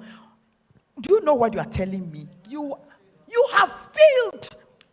This woman came here, and when she came into your life, your duty as a husband is to make her better. I have met I was counseling a young lady. I said, why is it that your 2 younger sisters are married? Why? You are the first. She said, Mommy, I always wanted to marry a man like my father. I said, wow, if you have a daughter who thinks this highly of you, you are a blessed man. And I said, but what is it about your father? Then she started telling me, my mother never went to school. But we were in Switzerland together, me and her mother. And the woman was preaching in English. White men were clapping. And I'm like, my father taught my mother how to write, how to read, how to drive in, everything. Why won't she want to marry a man like her father?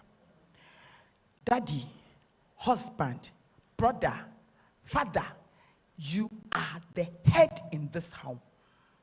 And everything that happens in this home, you are the bus stop. Make this marriage work. Look, make this marriage work. If marriages are not working, your wife may be a bad wife. I agree. But if you call me, I'll gather all the debris and place it at your doorstep. You are not taking care of your head. You don't have head. I understand headship is difficult. And that is why God is making you a head. Let me end on this. Give your wife, you too, sometimes lay your wife down and give her sex. Proper one. Proper one. Proper one. After you have given her the money. Can we take the last batch of questions, please? Is it okay for a single person to learn about sex? How should it be learned? When should a single person learn about sex? Okay. Won't learning about sex affect someone's psychology that will push him or her into fornication? Okay. And then please, I have So that's the the last question. one as well. If my spouse is not a fan of sex, while I do, what do I do? If what? If my spouse is If my not a fan of sex, Whilst you do, okay. what should you do? Okay. So I will let PG take the first one, which is, can you repeat the first one? PG, did you get the first question? The single learning. Yes.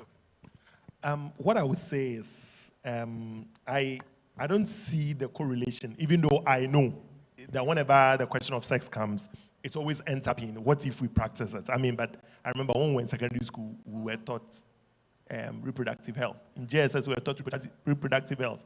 Did we just go about starting to sleep with the girls in the class? No, we didn't. So there's a way you learn things academically. I mean, I'm here. I've had a whole conversation about orgasm. And before God and man, it was just something coming out of my mouth. It didn't cross below here and coming way down here. Because that's an academic pursuit.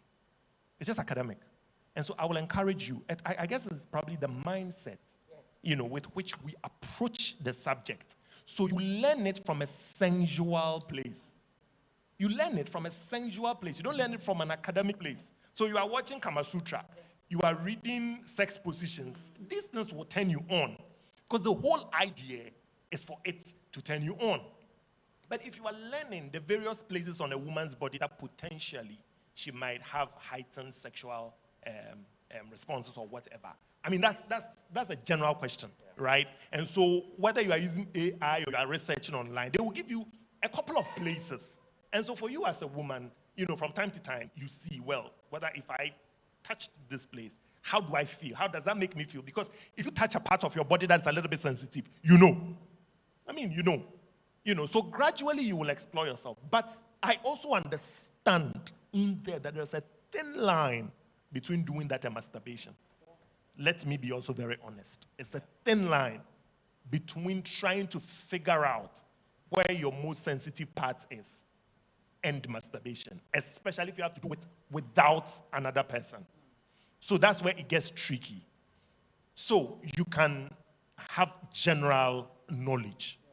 Can just have general knowledge.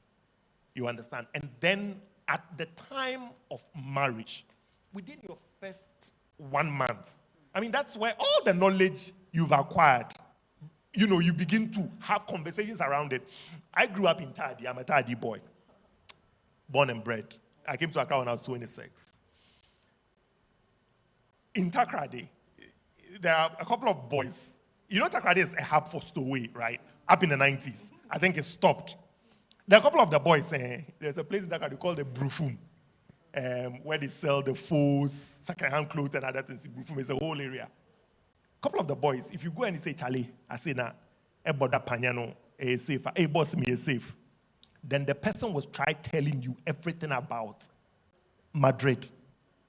From the time he lands, from the time the ship docks, till he comes out of the ship, the number of steps he's supposed to take to the particular door where a particular Ghana boy is waiting for him to take him to the Ghana community. The boy hasn't seen the inside of a ship before, but he has the map. Have you watched this movie, Deadly Voyage? Yes. The boy has a map of the port of Spain or Madrid or wherever he will land in his head. Because at any point in time, he is likely to get into a ship and he's not coming out again. So he needs to know. The point I'm trying to convey is that there are so many things we learn in anticipation of something big. I mean, how many people are standing in their rooms rehearsing, on when to get on these Got Talent shows, whatever. How many people are rehearsing? How many of us are doing public speaking while we are waiting to get there. So please, there is a place for mastery without necessarily having to do full apprenticeship or having to fully immerse yourself in it. But there's a way of reading, learning. Learn these things. Learn it and get the academic or the theoretical understanding of it, so that when you get the chance to apply the practice, you don't struggle. You realize the difference between mechanics who have gone to school and mechanics who haven't gone to school. There is one who has all the theories. All he needs to know is to be able to read, and he's able to pick this and put it together, and boom, he's gone. But the one who hasn't gone to school, he knows that my boss does it this way. If he goes and the thing is not there, he's struggling. So I beg you, learn it. You don't necessarily need to practice it, but learn it. Acquire the theories. Then when you marry, as soon as possible, you get into it. And talk. There are older women. So let me also quickly add this. There are older women in your lives, right? Your Sofumame and other married women. They can have, because back in the day now, the village and the family aunties and whatever, they group the young girls and they taught them.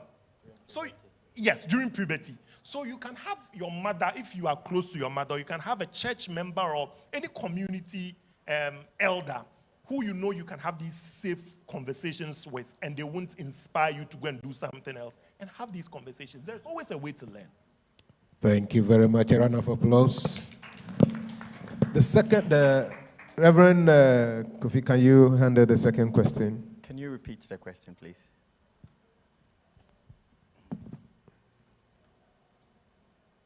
Oh, if your spouse is not fond of sex? Yes.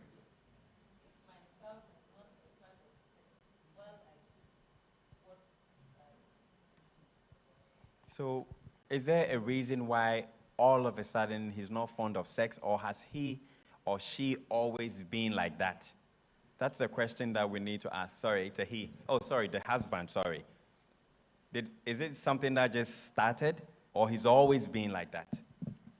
If he's always been like that, I really don't know what to say. But if it's just started, again, what is the reason? Is it you? Are you doing all the things that we have talked about? Keeping yourself well, keeping yourself attractive, respecting him, doing all of these things. If you're doing all of these things and still he appears not to be interested, there could be a bigger problem. And this may be the time to seek. Maybe there's a medical issue. To seek help.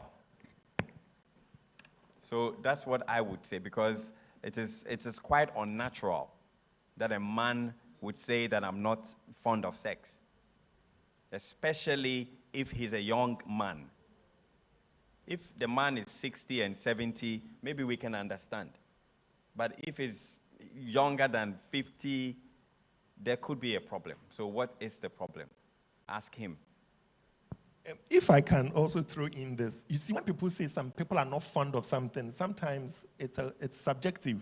Yeah. Because when you say someone is not fond, maybe I'm Corolla, driving at top speed. You have come to pass me by a Lamborghini, and you say I don't drive fast. I mean, that's a Lamborghini, right? A 6.3 liter engine, and I drive 1.8. So I'm actually technically good. It's just that you have a lot more energy that I can't. You want 6 times a week, and exactly, he wants 1. Exactly. Maybe the person can do maybe once, twice. You want morning and evening.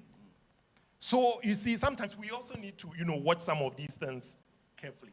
Again, the other thing I would also like to say is sometimes we take, I think it's been said here, but let me say, we take spirituality a tad to a different level, a tad too much. You see, we understand that you are a prayer warrior and want to keep it holy. We understand. But you see, somebody's daughter didn't marry you for their prayers. No, somebody's daughter didn't marry you for that. So that balance matters. So maybe, yes, maybe the person is just engrossed in something. It's shocking when some people don't, like you said, some people think that sex is overrated. Yeah. Some people can go for a month without sex, and there is no problem.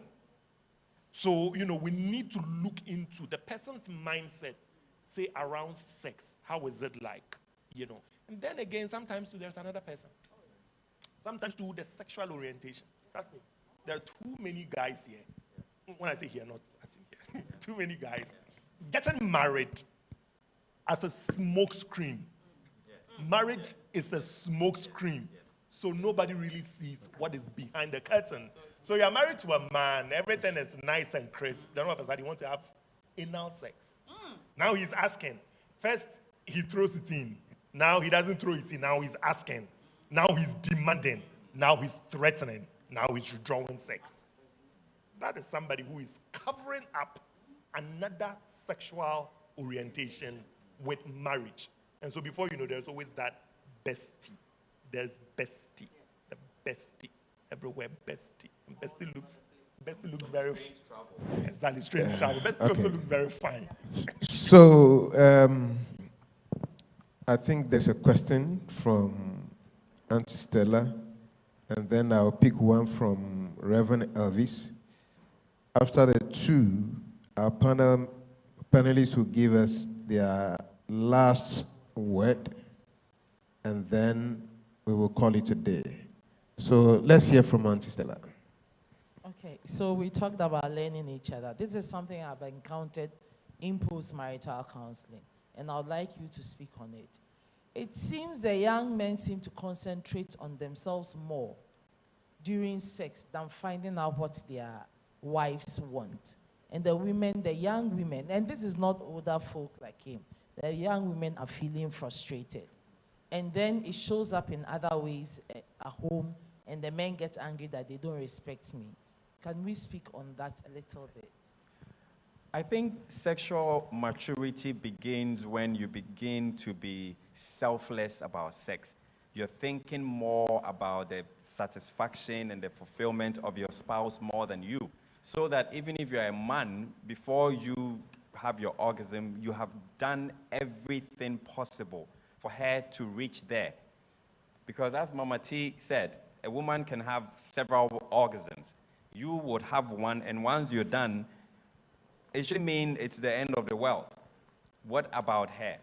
So is it possible that you can do what it takes for her to reach an orgasm before you do?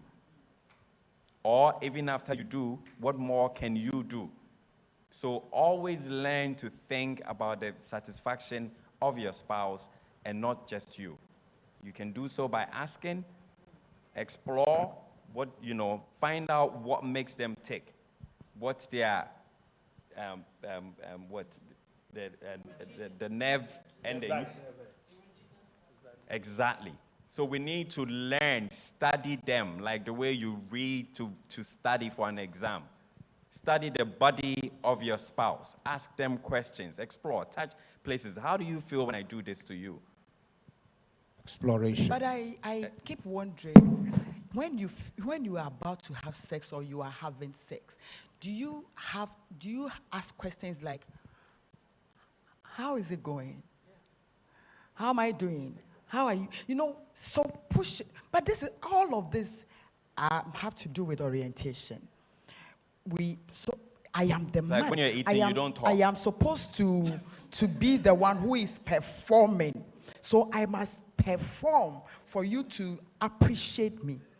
And so it is performance. That is why he is concentrating on himself. But if he notices that, no, we are both doing this for each other's pleasure. Now it is for pleasure. It should be exciting. And so I am making sure that you are cool and then I am fine. So at the end of the day, it is for us. Nobody is going to give you a 10 over 10 for anything. But let us all meet at this point. So that is how it's supposed to be. The concentration is always on you because you think that you must do well for somebody to give you a 10. No, nobody's giving anybody a 10. It's not a competition. Yes. If I drop this in, I think that we've also become very competitive, among the couples. Mm-hmm. They become very competitive. And usually there is always, and now we have a proliferation of porn, right? I mean, back in the day, you had to go through hoops to have access to porn. Now you don't have to do anything. All you have to do is just be on Telegram. Just have a Telegram account. And all the porn in the world is available to you. You see, so what is happening is that there is a concentration of people watching people having sex. And so when we get into the act, it is what I saw that I'm about to deliver. So it is about the delivery. So like you said, it's about the performance. And so my concentration is to make sure that I hit it till you squirt. I'm not thinking about you again. At this material moment, it is to make sure you squirt. And so I'm concentrating, I'm focusing. So a lot of the guys, sometimes they get frustrated even with themselves. That is how extensive it is. They don't care about the women. It's about what I'm getting. So that's one side. Then again, there's also another side. You see, back in the day, women were not talking about sex, right? So whether it was good or wasn't good, you just keep it quiet. Now, are you going to have that conversation at the well side or at the market? I mean, like somebody's going to pick it up before you know it's a family meeting. We live in a community house. So women were not talking. Now women are talking. Women are posting about their sexual experience on social media. So why would a guy want to be a 1-minute man and walk away, knowing very well that chances are that by the time they are done, everybody in their class, in their class group, will get to know. Because you see, and then again, internet is not helping us, and these smartphones. So maybe you're on your phone, arguments, giddy, giddy, giddy, giddy. Then Rita just disappears. Rita, we are tagging you, Rita. Why? Somebody will pick a phone and call, Charlie, but George Ephraim. And after 5 minutes, Rita shows up. Rita, where did you go? I went to collect some. 5 minutes.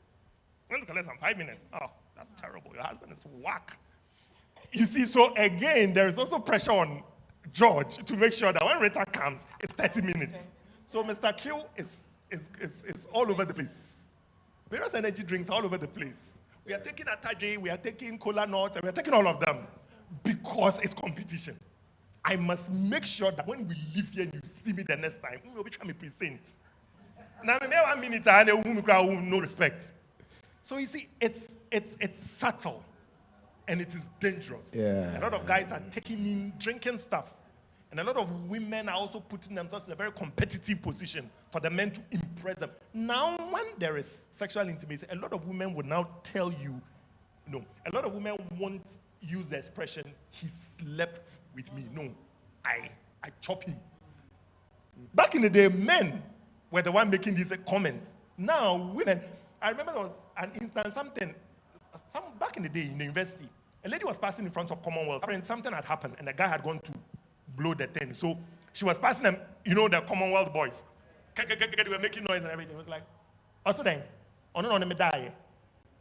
Bisane se all bano, no in box and singlet. Bisane then singlet no one. Singlet go me them and say munukwa. All the boys just disappeared. A brother is down. And I'm talking about back in the day. So you can imagine now how wild the women have become. So it's tough. We all need to come home, as has been said, that and let's see ourselves as partners rather than competitors. We are trying to mutually please each other rather than pleasing ourselves, I think. Reverend Elvis, the last who asked the last question.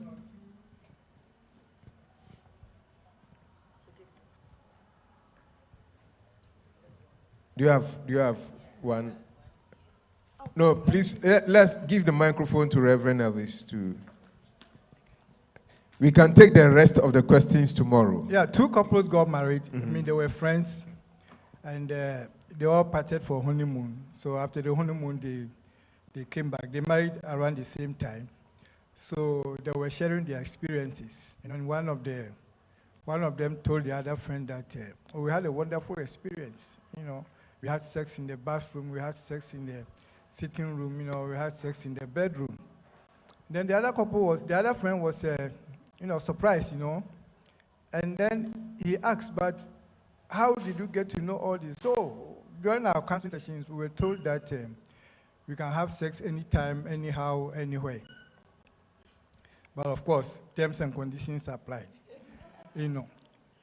But the other gentleman continued to be, surprised, at that.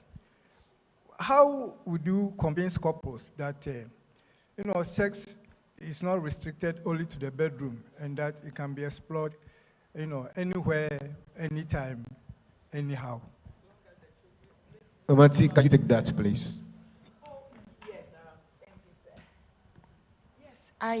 Yes, it's good. Counseling should do a lot of work because at home, not much was done. And so counselors, and I'm talking about certified counselors who understand what they are doing, because counselors are doing a lot of harm than good, and they are saying too many nonsenses. And so, yes, this knowledge should be brought home to our church people. As long as there's no child, you don't have a child yet, do everywhere. Do everywhere. Me, there were times we had to learn to do our own styles. It's not nice. Then this one is not nice. Then you try another thing. I am looking at, if we go back to this intimacy thing, if we are this close, then these things are easy to do. And it is fine. And when it doesn't work out, you are laughing at each other like, let's try again. It is nothing. Let the church understand that having sexual intercourse is God's gift, your married gift, a wedding gift to you. Just as people brought you gifts, God also has given you sex. It is holy, it is sacred, it is clean, it is godly, it is everything. So that all of those nonsense, prejudices, I talk about it, will get out of our minds. That is so. As long as there are no children, there's no house help. It's just the two of you. That is the essence of going on honeymoon. So that I don't know how many months you went. I don't know, but all I remember was that after my honeymoon, my wife got pregnant. Ha! Jesus is Lord, to the glory of the Father. Right. So that 1 month, do plenty. Do plenty. You see, that's what I teach, the thermometer of your marriage, how it's doing well.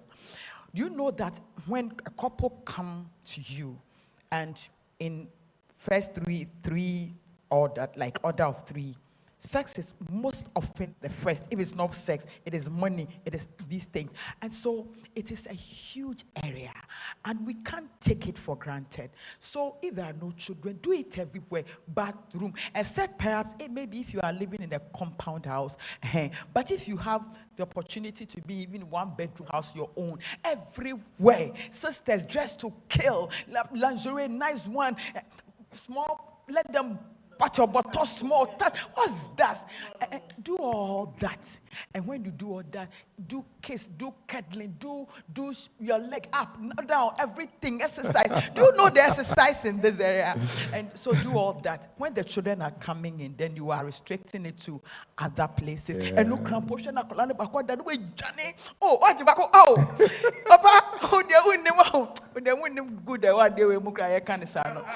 and so yes. I do what they are now. Let me minimize it kakra. You do a bit of secondary school. Now must starting. Must starting is just so you be together. There is a way sex brings you together. Women call it love making. So at this point, love making, you are talking. Me, I like that you are talking. Don't worry. Remember, they said they don't want to talk because they don't want to be promising things they can't buy. So talk, touch, cuddle, kiss, do all the things. Do the exploration. You are not old like that. You are not old. When my father died at 75. The day we were having the funeral, a young lady walked in with a 4-year-old. Listen, you see, men, this stick, if you don't use it, you will lose it. And as long as you are married, work with it. Sisters, allow them to work. Because if he doesn't also use it, very soon you will get to menopause, dryness everywhere. Let both of us have love. We are sharing the love. And basically, at the end of sharing the love, this is where it ends. It's a beautiful place. Put your hands together for Mama T. How many of you have enjoyed tonight? Will you come tomorrow? Yes. Tomorrow, Mama T and PG will still be here. So invite somebody tomorrow, right? And make sure that you come on time so that we can have enough time to ask more questions, right? Because the questions on your heart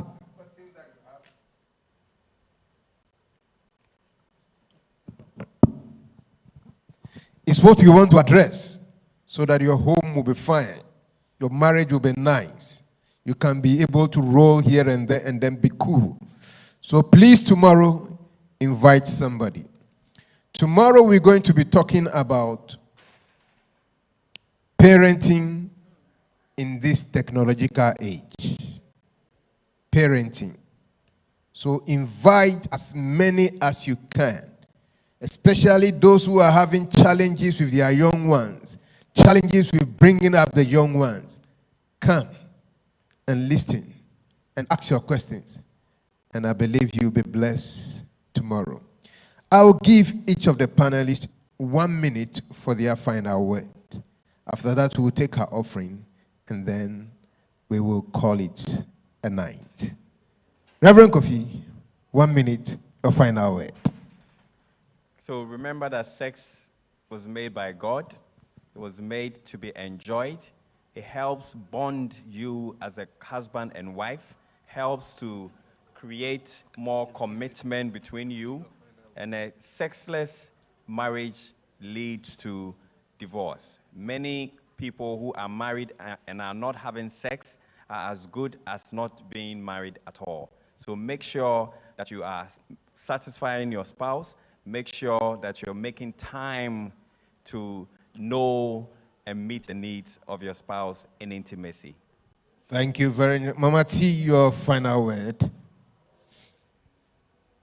Right. So we are saying that God expects that our homes are beautiful, and this is what He gives to us as His gift.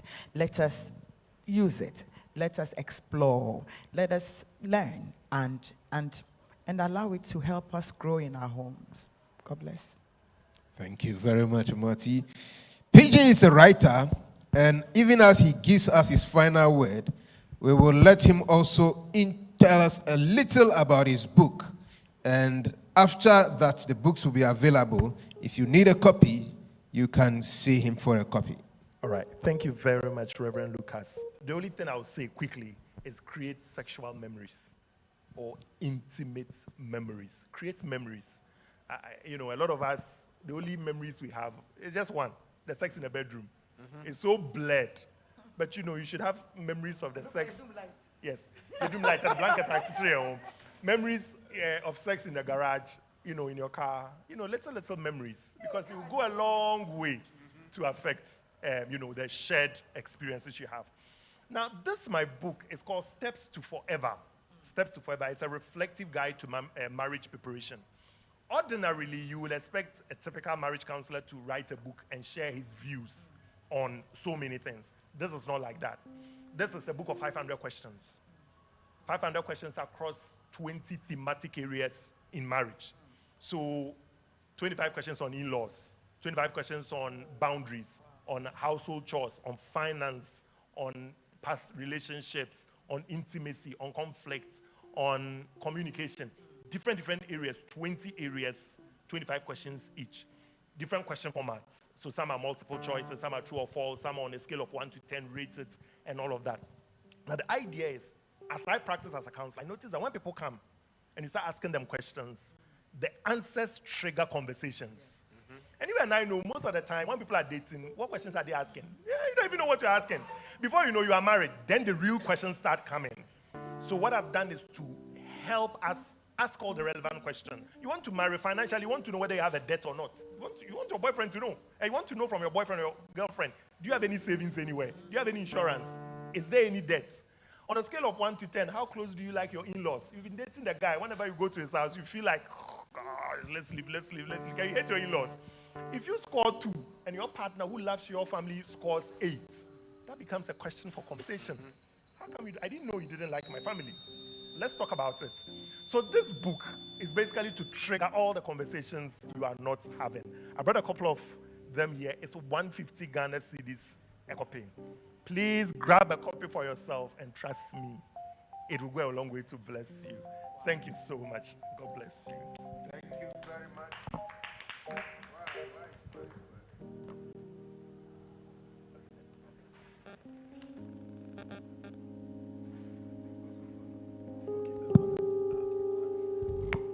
Hello? How many have enjoyed tonight? Put your hands together for the Lord. Sometimes these things we shy away from, but I believe that tonight we've gotten the opportunity to talk about